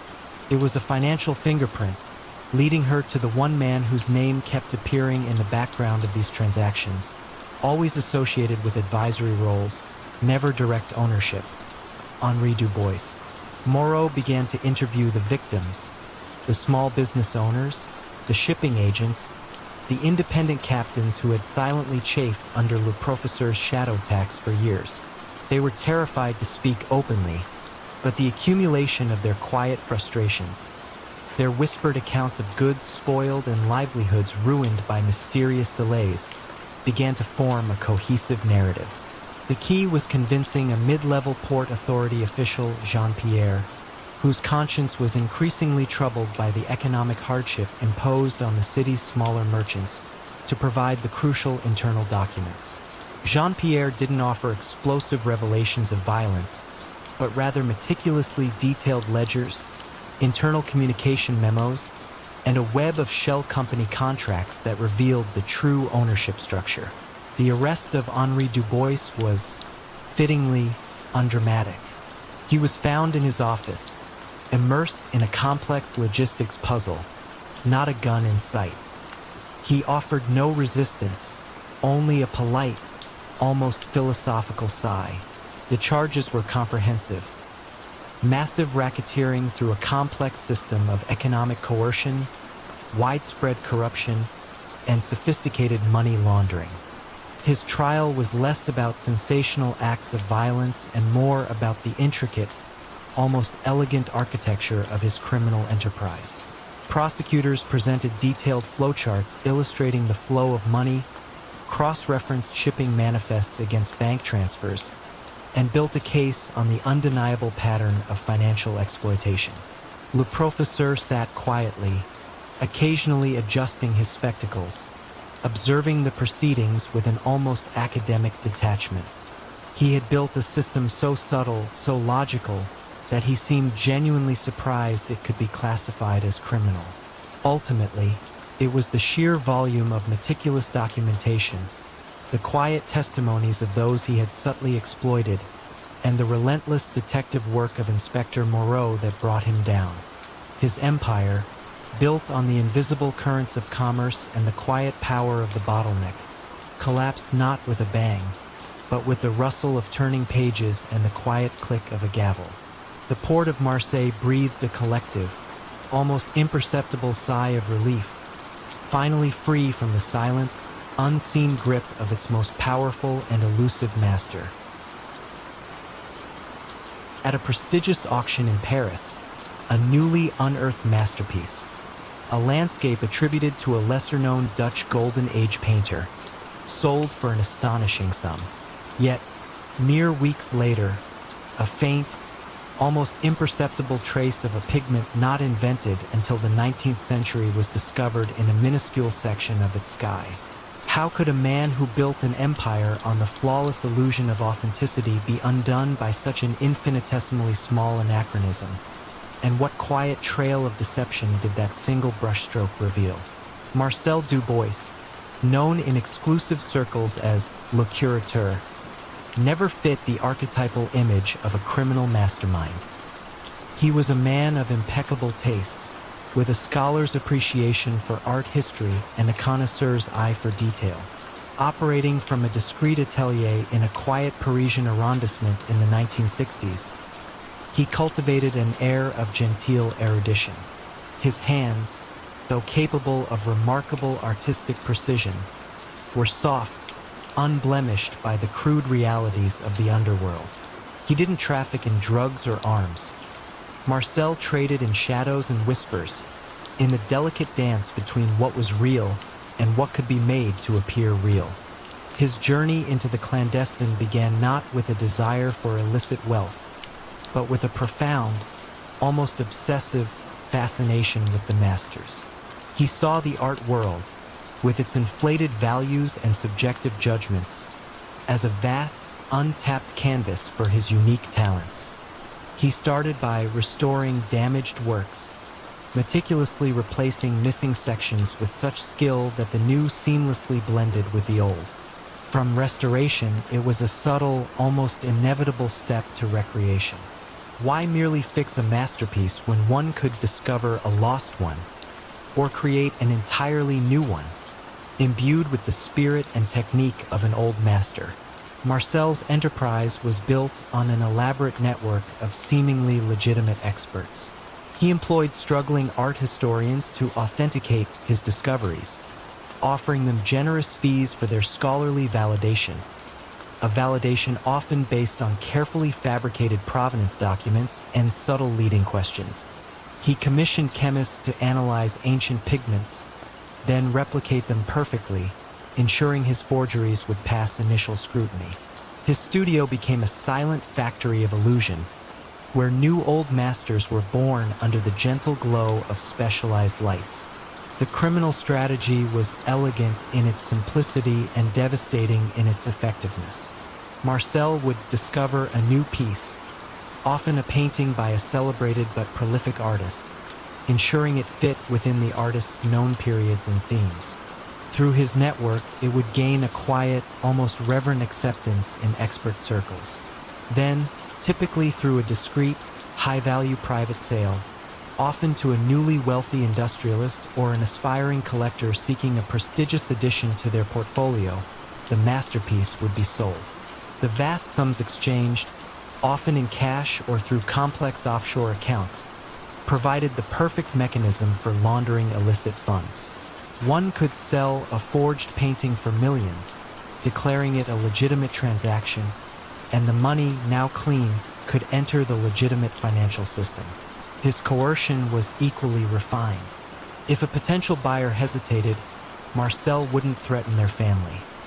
He might, with a sympathetic sigh, reveal subtle doubts about the authenticity of other pieces in their collection, gently suggesting that without the undeniable presence of this newly discovered work, their entire collection's value might be called into question. Or he would simply ensure that rival collectors and critics would coincidentally begin whispering about the legitimacy of their existing pieces.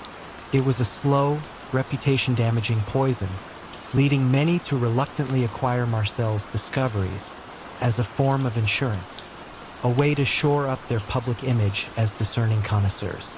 The intricate web Marcel wove began to fray, not through external pressure, but from within. A young art restorer named Lena, meticulous and deeply principled, had been working for Marcel for nearly 5 years. She was a master of detail, responsible for the final aging and wear of the canvases. On one particular commission, a supposed landscape by Jean-Baptiste Camille Corot, she noticed a minuscule inconsistency in the composition of a specific shade of green used in the foliage, a pigment with a unique molecular signature that, she knew, should not have existed until much later. She flagged it to Marcel, who dismissed it as an anomaly, a quirk of aging. But Lena, driven by a deep respect for historical truth in art, felt a growing disquiet. Unbeknownst to Marcel, the National Office for the Repression of Illicit Trafficking in Cultural Property had recently hired Dr. Evelyn Reed, a leading expert in forensic art analysis, whose approach to art crime was less about catching thieves and more about unmasking the science of forgery. Dr. Reed was quietly investigating a pattern of suspiciously newly discovered old masters appearing on the market, all authenticated by the same handful of scholars, all leading back to a nebulous network of private sales. When Lena, tormented by her conscience, anonymously tipped off Dr. Reed to the specific Corot landscape and its odd green pigment, it was the scientific thread Evelyn needed to pull. The investigation was a painstaking, quiet process. Dr. Reed used non-invasive techniques to sample and analyze other paintings linked to Marcel's network. Each analysis, conducted under high magnification and complex chemical tests, began to reveal the same pattern of anachronistic materials or techniques, a specific type of canvas weave, a particular binder in the paint, a unique method of crackle duplication. The Corot's anomalous green was not a fluke. It was a signature, a subtle flaw in Marcel's otherwise perfect illusion. The arrest of Marcel Dubois was undramatic. He was found in his studio, precisely applying a translucent glaze to a new discovery. He offered no resistance, only a faint, knowing smile, as if he had always anticipated this quiet curtain call. The charges, though not violent, were profound. Massive fraud, money laundering, and conspiracy to defraud through the systematic creation and sale of forged artworks. His trial was a fascinating display of forensic art science, where every brushstroke, every fiber, every molecule of paint became a witness against him. Experts meticulously demonstrated the anachronisms, unraveling decades of elaborate deception. Marcel, ever the academic, listened intently, occasionally nodding at a particularly astute scientific observation. He had been a master of illusion, but the unwavering light of scientific scrutiny ultimately proved too bright for his subtle shadows. His empire, built on the delicate craft of imitation and the quiet manipulation of perception, crumbled. The art world, shaken by the scale of his deceit, began a new era of heightened scrutiny. The question of that single brushstroke was answered. It was the first tremor, the almost silent crack in the curator's meticulously painted facade.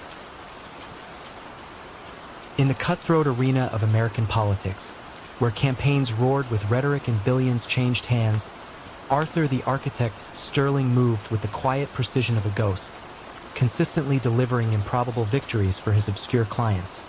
Yet his name rarely surfaced in public donations or campaign teams.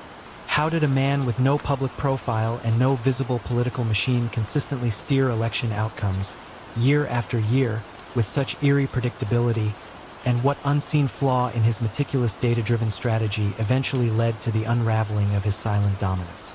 Arthur Sterling was a man of quiet habits and profound intellect. His office, a nondescript suite in a Washington, D.C. building, housed little more than powerful computers and an array of constantly updating data screens. He dressed simply, spoke little, and eschewed the flashy world of political rallies and television punditry.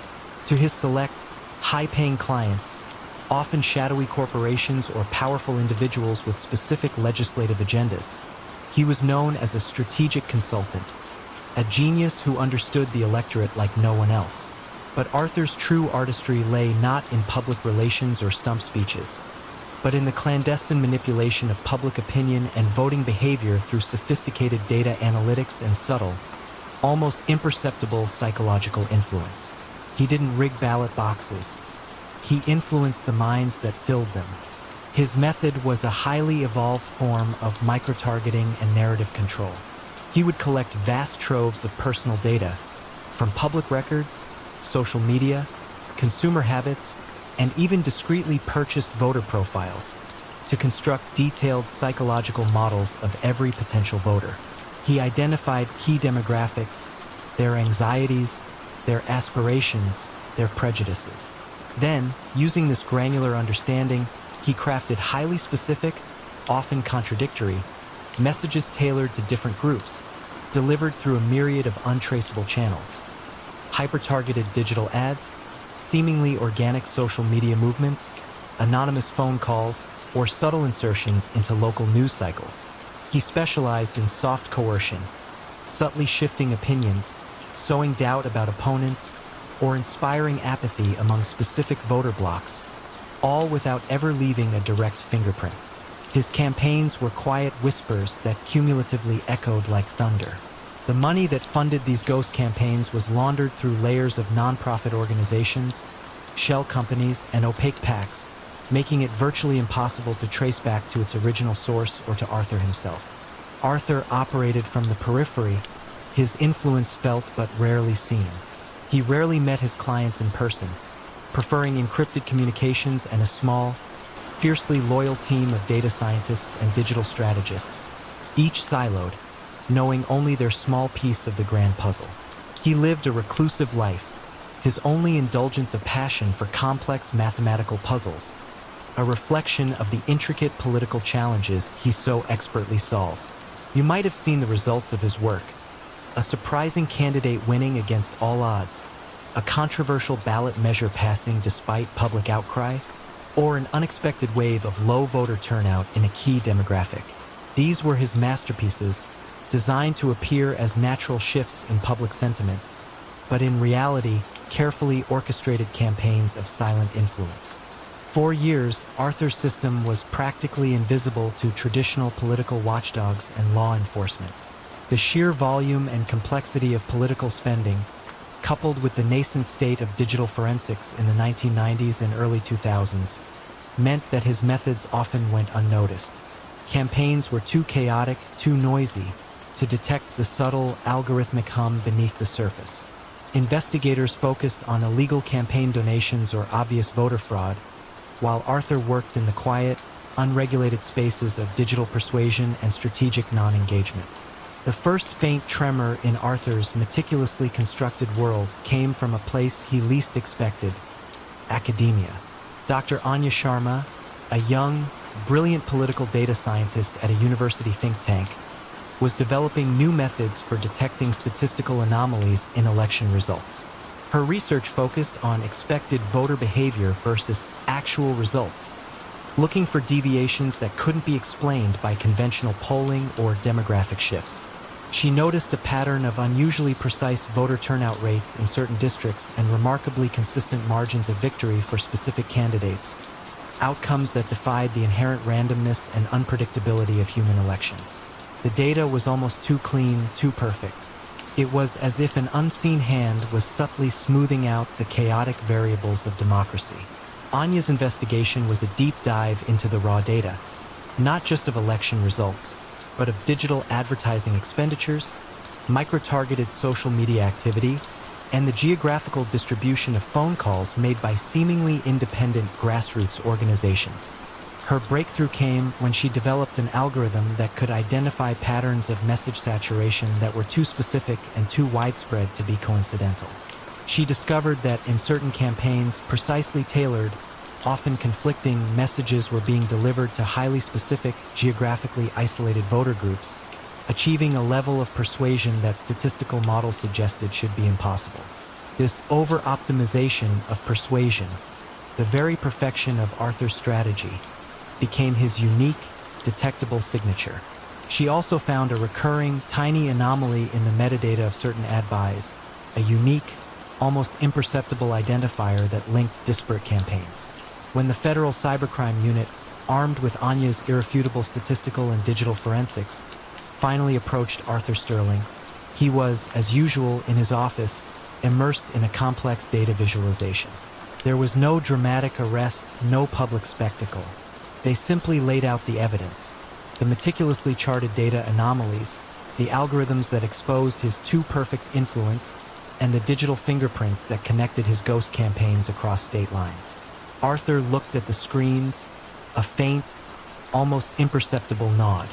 His world, built on the unseen power of numbers and the silent manipulation of minds, had finally been unraveled, not by a single act of betrayal, but by the relentless pursuit of an unseen truth, exposed by the very precision he had so painstakingly cultivated.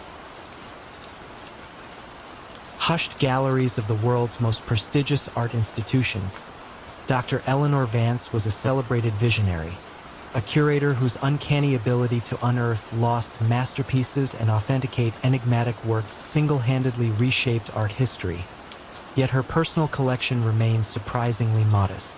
How did a woman whose life was dedicated to preserving beauty quietly manipulate the very narrative of art? And what almost imperceptible signature, a unique chemical whisper on the canvas, eventually betrayed her meticulously crafted deception? Dr. Eleanor Vance was an icon in the rarefied world of high art. Her pronouncements on authenticity were considered gospel, her eye for overlooked genius legendary. With her silver-streaked hair elegantly pulled back and her thoughtful, measured pronouncements, she commanded respect in every auction house and museum. She had a particular talent for discovering neglected works in dusty private collections or attributing previously anonymous paintings to master hands, sending their market value soaring. To the public, she was a cultural benefactor, a tireless champion of forgotten beauty. But Eleanor Vance, beneath her veneer of scholarly passion, was a master manipulator of provenance and perception, orchestrating a silent commerce built on controlled information and carefully manufactured scarcity.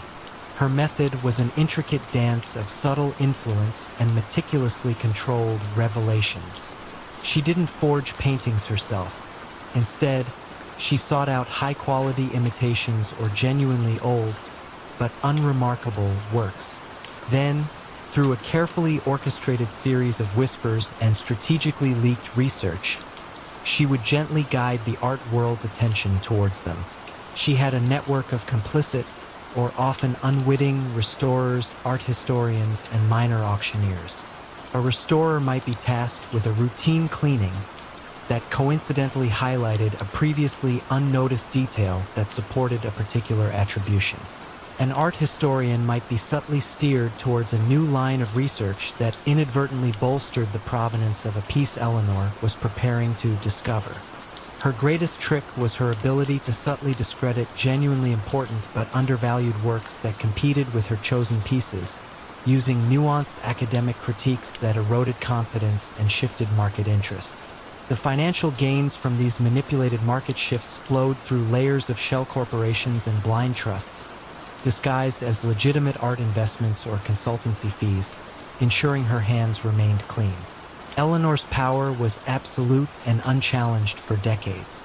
Her discoveries were too numerous, too beneficial to the art market, and too convincingly presented by her network of experts to be questioned. Any dissenting voices were subtly marginalized, their research dismissed as amateurish or poorly sourced. She lectured at prestigious universities, sat on influential acquisition boards, and her biography was lauded in every major art publication. You might have seen her at a private viewing, her head tilted, observing a painting with an intensity that suggested profound connection, entirely unaware that this was the very piece whose value she was meticulously engineering. The first faint tremor in Eleanor's meticulously curated world came not from a disgruntled artist or a suspicious collector, but from an unexpected source. Dr. Kenji Tanaka, a quiet, brilliant forensic art chemist from Tokyo. Kenji was developing new non-invasive techniques for analyzing the precise chemical composition of historical pigments and binders, specifically looking for unique aging signatures that could determine a painting's true age and environmental history.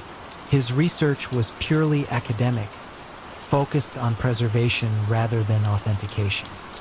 He started noticing a peculiar, statistically improbable consistency across several paintings that Eleanor Vance had recently discovered or reattributed. These works, spanning different historical periods and supposed geographic origins, shared a common, faint chemical patina, a specific blend of trace elements and organic compounds that, according to his models, shouldn't be present across such disparate pieces. It was a subtle, almost imperceptible, unnatural aging signature. Kenji's investigation wasn't driven by suspicion of fraud, but by scientific anomaly. The recurring chemical signature didn't align with natural aging processes for those periods or regions. It suggested a highly specific, perhaps proprietary, chemical treatment designed to accelerate or mimic certain aging effects.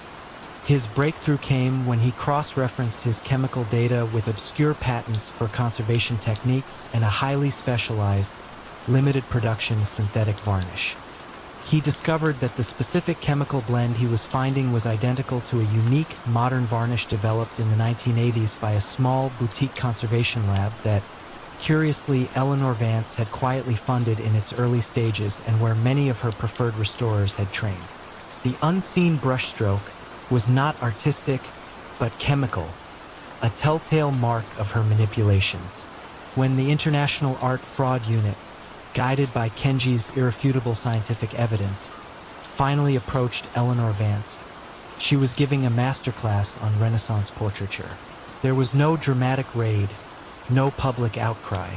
Instead, two quiet Interpol agents and Dr. Tanaka himself arrived at her study. She offered them tea, her composure unruffled. They didn't shout accusations.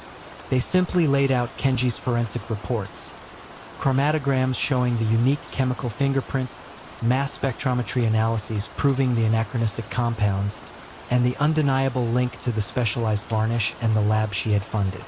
Eleanor looked at the data, her gaze steady, a faint, almost imperceptible nod of recognition. Her world, built on the illusion of historical revelation and the quiet manipulation of truth, had finally been unraveled, not by a single act of betrayal, but by the cold, unyielding precision of science, revealing the hidden signature within the very beauty she claimed to preserve.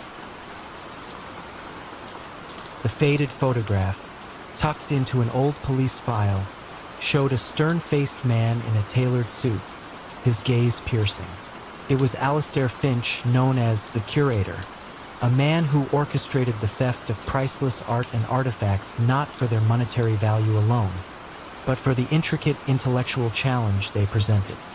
His targets weren't banks or armored cars, but the supposedly impregnable vaults of European museums and private collections.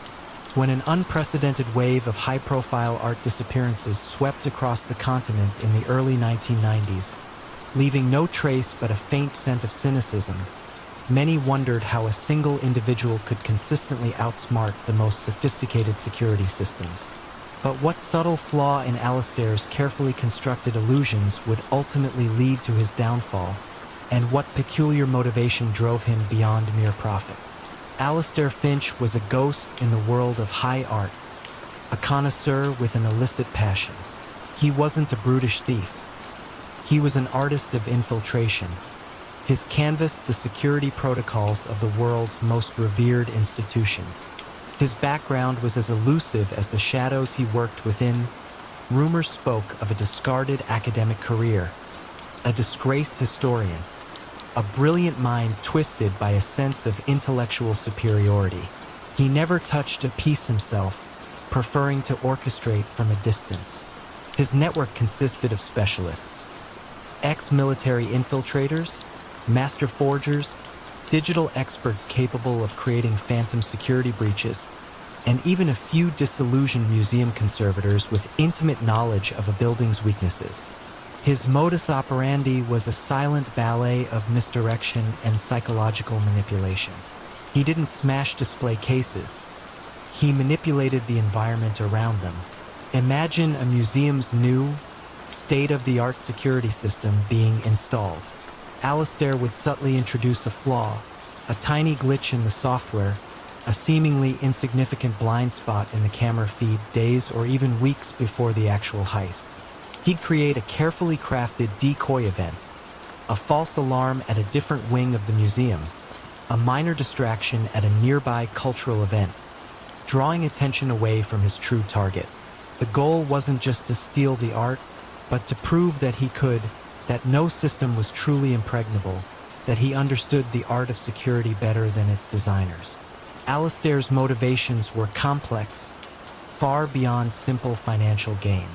While he certainly profited immensely, his true pleasure lay in the intellectual triumph, in the meticulous planning and flawless execution of a theft that baffled the experts. He often chose pieces with historical significance, items that presented a unique challenge in terms of their protection or their public profile. He viewed himself as a collector of impossible feats, a curator of the uncatchable. You could sense his almost palpable satisfaction in the detailed, anonymous manifestos he sometimes leaked to select art critics after a particularly audacious theft, describing the elegance of the breach, subtly mocking the perceived invincibility of the institutions. The atmosphere around Interpol's Art Crime Division became one of increasing frustration and bewildered awe. Agent Isabel Moreau, a sharp, methodical investigator, was assigned to the ghost thief case. She noticed a pattern not in how the art was stolen, but in the types of pieces targeted, always high value, culturally significant, and often recently acquired or undergoing special exhibition. More importantly, she noticed the uncanny absence of physical evidence. It was as if the art simply vanished. This led her to a crucial realization. The perpetrator wasn't a conventional thief. He was a master of illusion, making things seem to disappear when in fact, they had been carefully, almost surgically, removed. The subtle flaw in Alastair's grand design emerged from his own intellectual arrogance. After a particularly challenging heist, the retrieval of a rare Byzantine icon from a heavily fortified private collection in Switzerland, Alastair sent his usual anonymous taunting note to a renowned art historian. This time, however, he included a tiny, almost microscopic detail about the icon's unique restoration history, a detail so obscure that only a handful of genuine experts would know it. He intended it as a final flourish of intellectual superiority. The historian, an elderly, meticulous scholar, recognized the detail immediately. It wasn't just knowledge. It was a specific, almost pedantic interpretation of that detail that matched the work of a student he had once taught. A student who had disappeared years ago after a scandal involving academic plagiarism. Alistair Finch. The scholar, disturbed by the implication, quietly relayed this information to Agent Moreau. It wasn't a direct link, but it was a crucial starting point. Moreau began to investigate Finch's past, tracing his academic records, his intellectual interests, and the specific historical periods and artistic movements he had specialized in. This granular focus, this shift from "how was it stolen?" to "who would know this much?" slowly unraveled Alistair's web. The intellectual challenges he sought, and the specific obscure knowledge he used to highlight his triumphs, provided the unique fingerprint needed to identify him. The raid on his quiet London flat, far from any overt display of wealth, revealed not the stolen art, which he had already meticulously fenced through untraceable channels, but his true treasure, an extensive cross-referenced library of art history, security manuals, and meticulously detailed plans for future heists, each a testament to his chilling genius. As Alistair was led away, he offered a small, almost imperceptible smile. He had been caught, yes, but only because he had revealed too much of his own intellectual artistry. And as the international art world breathed a collective sigh of relief, many couldn't help but wonder if the curator had merely retired, or if he was already planning his next, even more audacious exhibition from behind bars. In the bustling port city of Galveston, during the mid-20th century, every crate loaded, every ship berthed, and every longshoreman hired seemingly depended on the quiet nod of Joseph Big Joe Moretti, yet his name appeared on no official permits or union ledgers. How did a man with no formal title wield such absolute, unspoken authority over the very arteries of the city's commerce?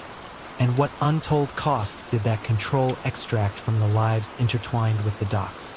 Big Joe Moretti moved through the grimy, vital landscape of the Galveston docks with the gravitas of a natural force. He wasn't loud, nor did he display overt aggression.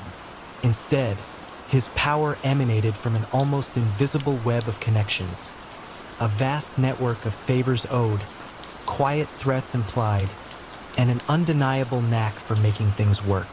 In the chaotic post-war boom, when shipping was a wild, unpredictable beast, Joe had offered something invaluable: stability. He had organized the fragmented longshoremen, negotiated with the shipping lines, and seemingly smoothed over every dispute. You saw him often, a stout figure in a plain work jacket, a fedora often tilted back on his head, a cigar held between thick fingers, always observing, always listening. He didn't issue commands. He offered suggestions, and those suggestions everyone knew were better followed.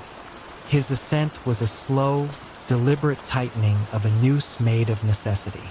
Initially, he provided a crucial service, mediating disputes, ensuring fair wages, or at least consistent ones, and preventing labor unrest.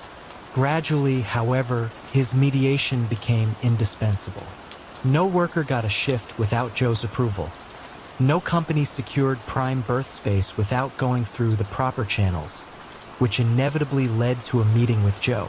This wasn't protection money in the crude sense.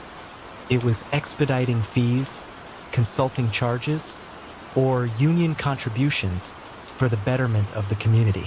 Businesses that resisted found their shipments delayed, their cargo lost, or their workforce inexplicably absent.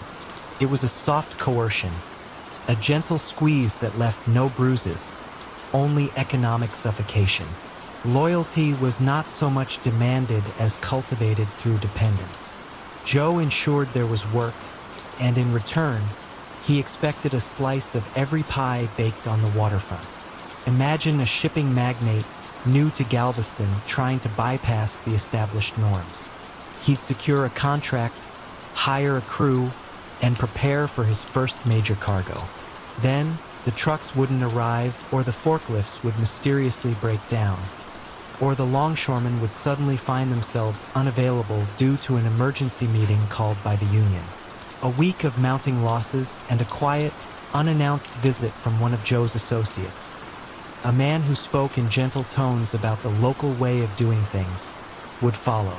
Soon after, the magnate would be paying his fees, and miraculously, the logistical snarls would untangle themselves.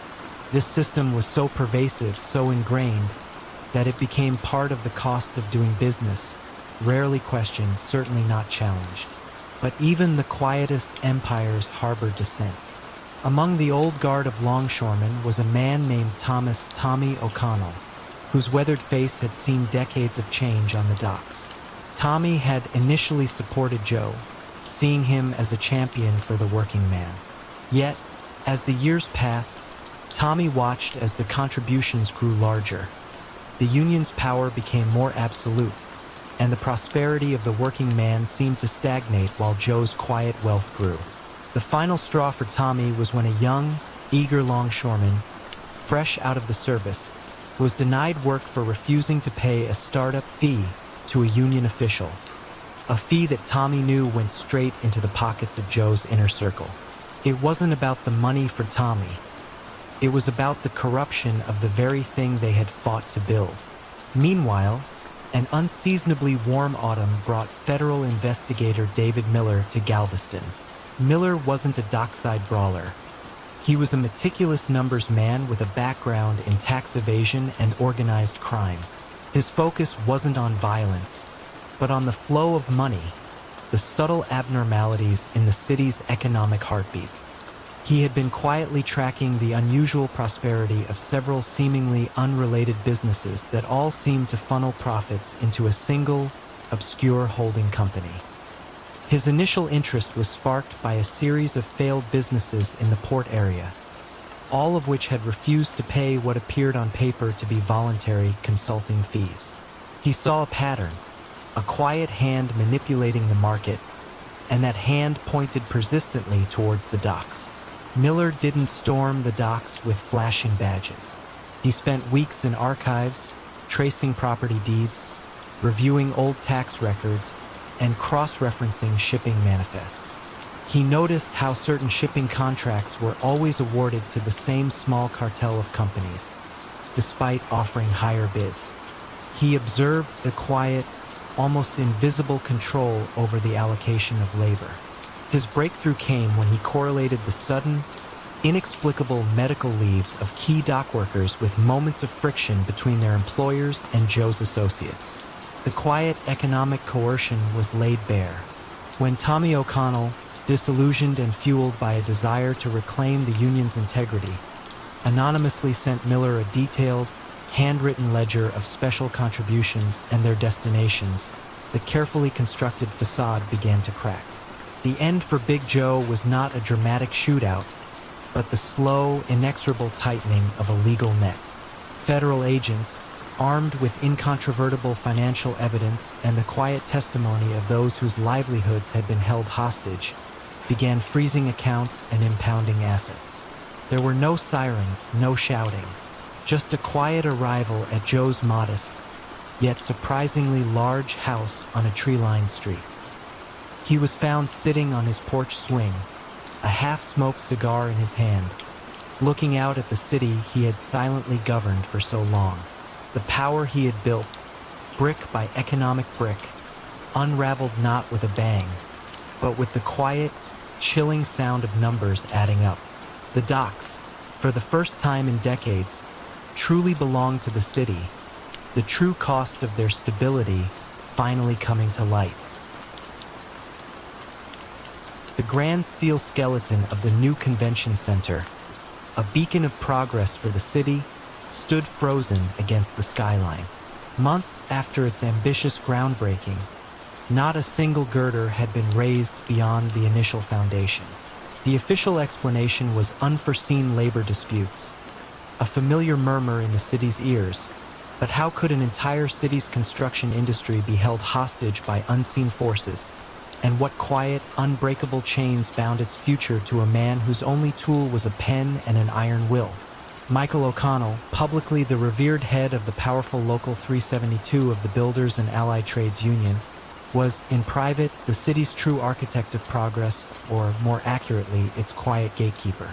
In the gritty, high-stakes world of urban development in the 1970s, where fortunes were made and lost on the swing of a wrecking ball, O'Connell operated with the precision of a master chess player. He was not the muscle-bound enforcer of popular imagination.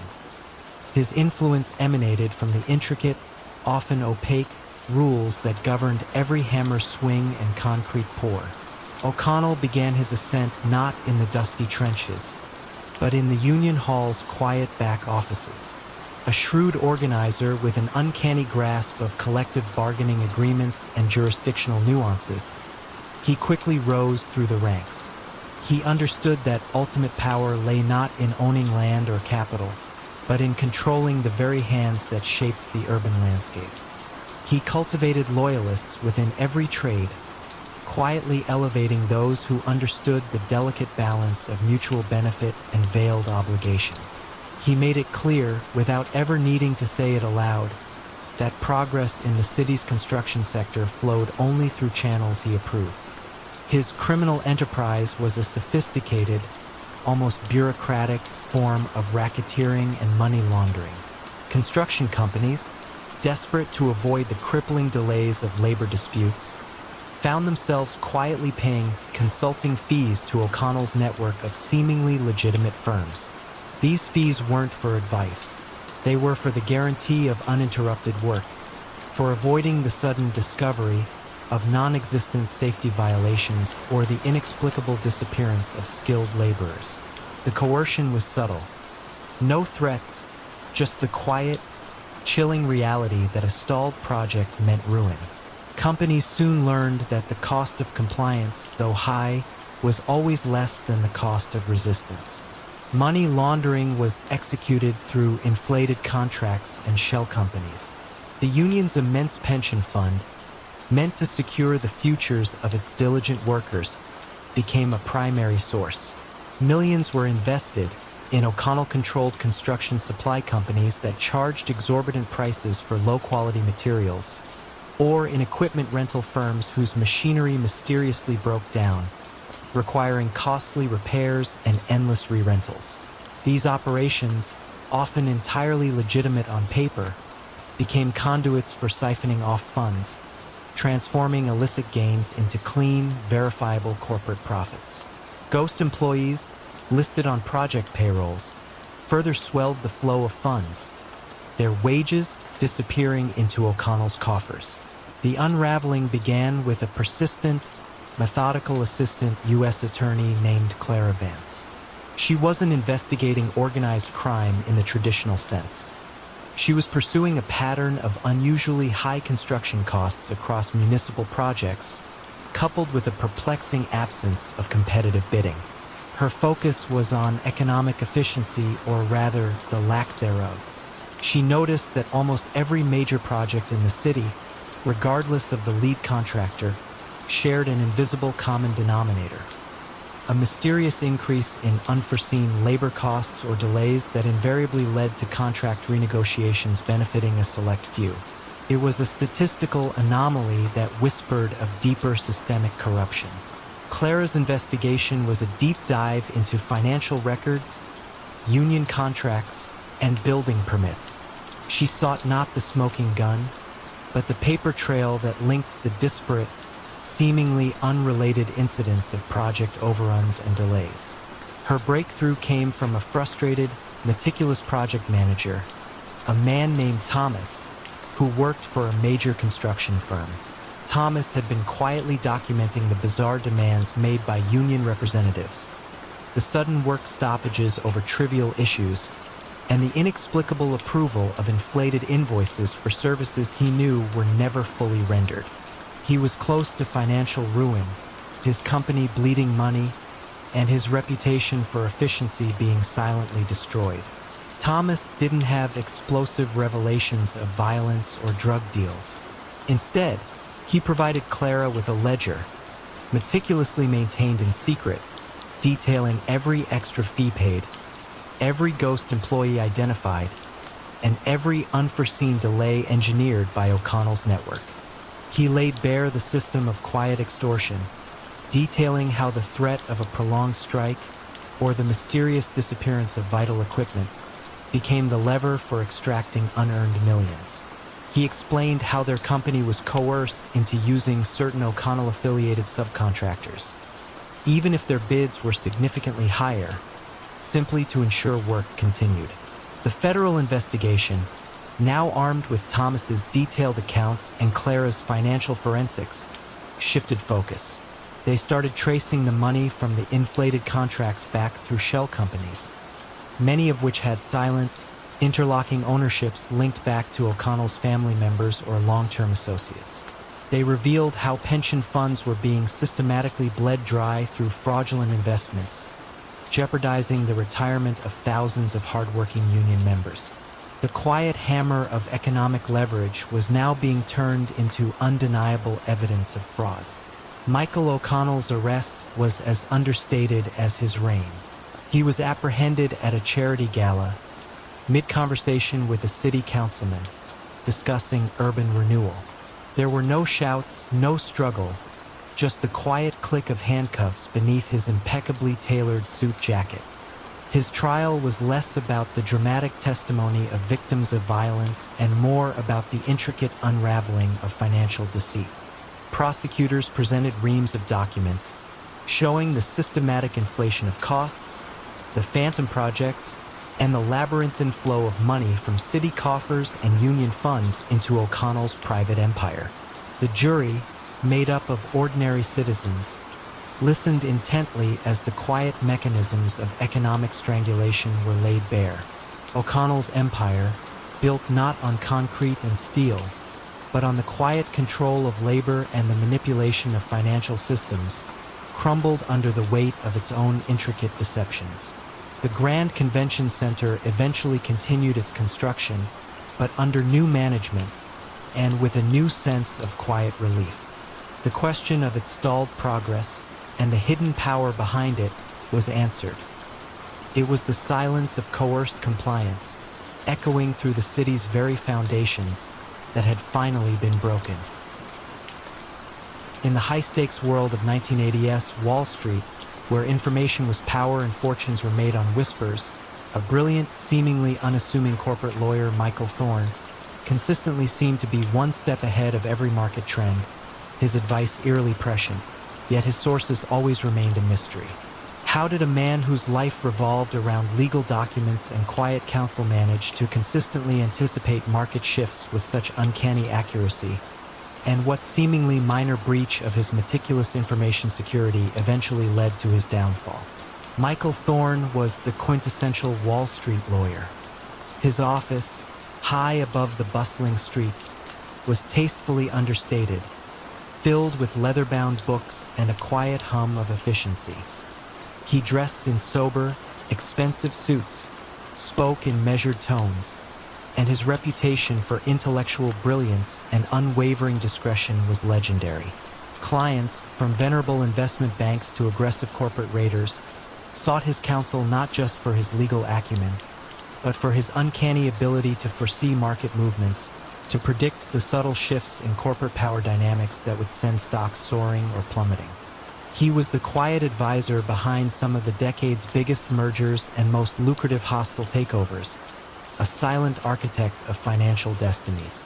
But Michael's true genius lay not in legal analysis, but in the clandestine art of insider trading, built on a foundation of meticulously acquired, highly confidential information. His method was a symphony of soft coercion and cultivated trust. He didn't engage in crude bribery. Instead, he cultivated relationships with key individuals across the financial landscape. A stressed-out executive assistant privy to merger talks, a disillusioned printing press operator with early access to quarterly reports, a junior analyst at a rating agency struggling with mounting medical bills. Michael would offer discreet financial advice or unsolicited investment tips, subtly building a web of indebtedness.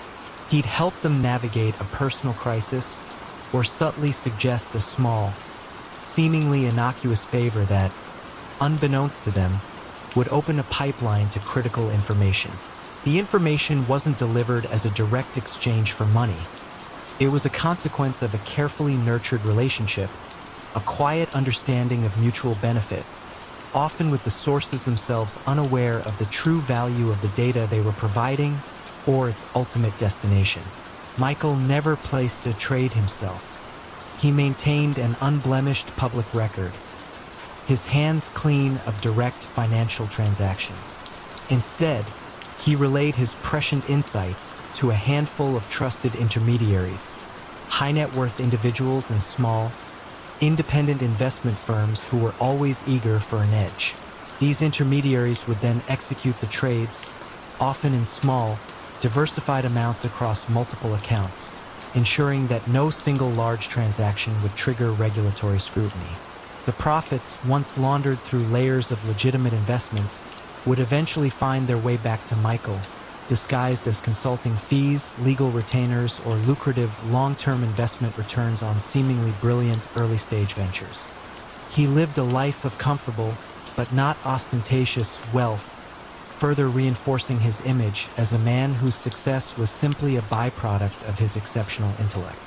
For years, Michael operated in the shadows, an enigma whose consistent success was admired, if not entirely understood, by his peers. The Securities and Exchange Commission, SEC, knew insider trading was rampant on Wall Street, but proving it was like trying to catch smoke. They pursued the obvious cases, the loudmouths, the greedy showmen. Michael, the whispering lawyer, remained invisible. His office was a fortress of discretion, his conversations carefully couched in legal ambiguities. You might have seen him at a high-power lunch, seemingly lost in thought, but in reality, meticulously piecing together fragments of overheard conversations, assessing body language, and synthesizing data points that would unlock the next market secret. The unraveling began not with a sudden expose, but with a subtle shift in the SEC's approach to enforcement. A new, young investigator named Elena Rodriguez, fresh out of law school and with a background in network analysis, was less interested in individual trades and more interested in patterns of influence. She started charting not just who traded, but who knew whom and who advised whom.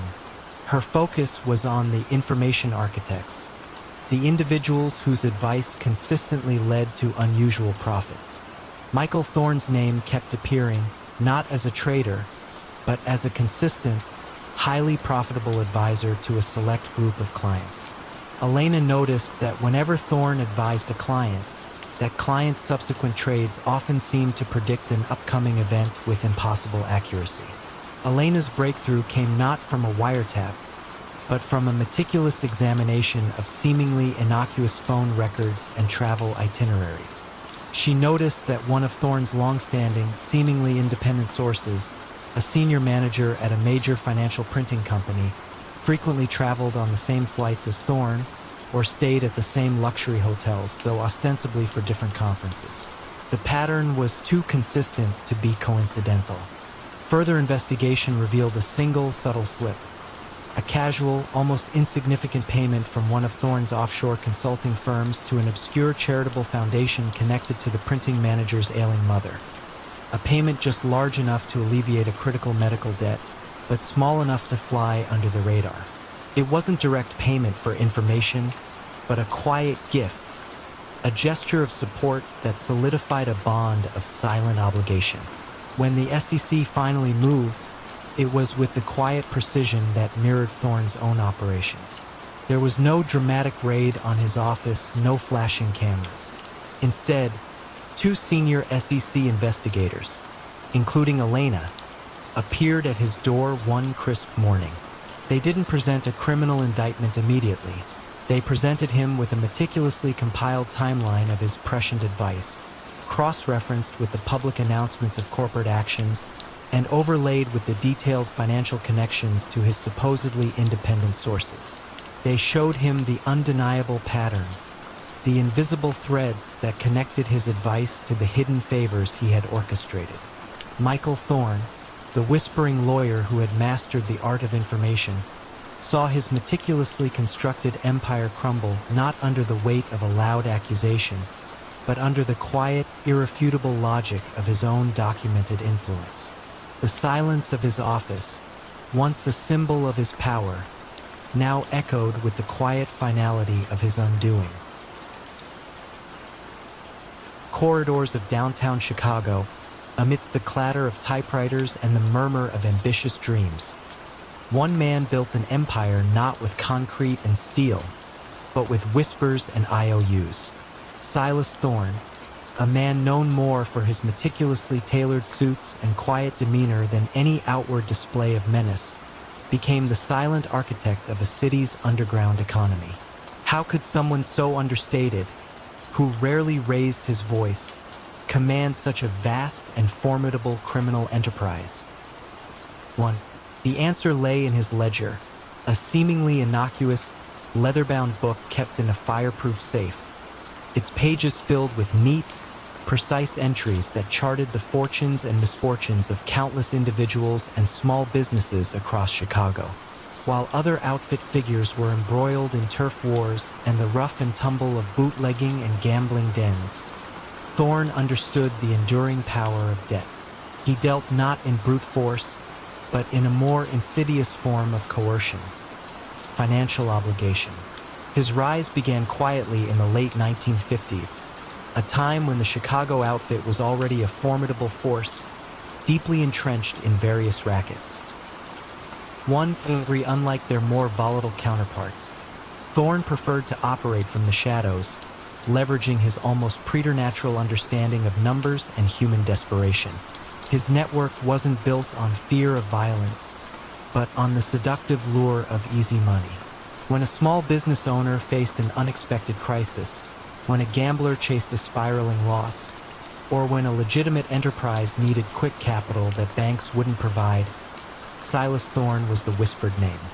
His terms seemed reasonable at first, a small percentage, a handshake agreement. But the interest rates, hidden in plain sight, were astronomical, compounding relentlessly. His collectors were not thugs with baseball bats, but smooth-talking individuals who knew how to apply psychological pressure, reminding debtors of their families, their reputations, the very livelihoods Thorne had ostensibly saved. If a loan wasn't repaid, Thorne didn't send enforcers. He took a piece of the business, slowly, insidiously, until he owned it entirely. Over time, he accumulated a diverse portfolio of legitimate-looking fronts: dry cleaners, diners, construction firms, even a modest real estate agency, all funneling illicit profits into his coffers. 4. His criminal strategies were a masterclass in subtlety. When disputes arose between rival factions or ambitious underlings, Thorne would often step in, not with a show of force, but as a mediator. He would offer a loan to one side to buy out the other, or acquire the struggling assets of the losing party, thus consolidating more power and wealth without ever having to spill a drop of blood. This approach earned him a grudging respect within the outfit, who saw him as a necessary, if unconventional, asset. You see, the true genius of Silas Thorne lay in making people want his money, even as they instinctively understood the crushing cost of default. He never needed to issue a direct threat. The ever-present, meticulously calculated debt hanging over their heads was threat enough. The money flowed like a silent river, channeled through an intricate web of shell corporations and legitimate businesses that served as fronts. This was his most formidable skill: money laundering on an industrial scale, designed to defy detection. Thorne's dry cleaners, for instance, would report inflated daily sales, the difference being the cash from his illicit lending operations. The diner might claim to serve hundreds more customers than it actually did. It was all about creating a paper trail that appeared legitimate, an art form Thorne had perfected. This allowed him to operate for years under the radar, a ghost in the machine of Chicago's underworld. For 5, yet, even the most meticulously constructed empires can unravel from an unexpected thread. That thread came in the form of Martha Marty Evans, a junior IRS agent known more for her relentless attention to detail than for dramatic flair. She wasn't chasing drug kingpins or hitmen. She was chasing discrepancies on tax forms. In the early 1970s, a seemingly innocuous tip about a small, struggling dry cleaning chain suddenly showing unusually high, consistent profits caught her eye. It was too perfect, too smooth. Her investigation began quietly, a deep dive into financial statements, a painstaking assembly of data points that no one else bothered to connect. 6, 7, Marty Evans was methodical. She cross-referenced property deeds with business registrations, tracked inexplicable cash infusions, and noted the curious consistency of profits across Thorne's seemingly disparate businesses, all while their actual foot traffic seemed to defy such success. She wasn't looking for violence. She was looking for missing dollars. Her work was a slow, agonizing burn, often dismissed by her superiors who were accustomed to more conventional mob cases. But Marty persevered, driven by a quiet, almost obsessive conviction that something fundamentally amiss lay beneath the calm surface of Silas Thorne's legitimate holdings. 8. The pressure points became less about traditional law enforcement tactics and more about relentless financial audits, subpoenas for seemingly unrelated businesses, and a growing web of suspicion woven by numbers. Thorne, for all his cunning, was unprepared for an adversary who understood his language of ledgers and balance sheets. He could intimidate a debtor, but he couldn't intimidate a subpoena. The climax of his empire wasn't a bloody shootout or a dramatic car chase.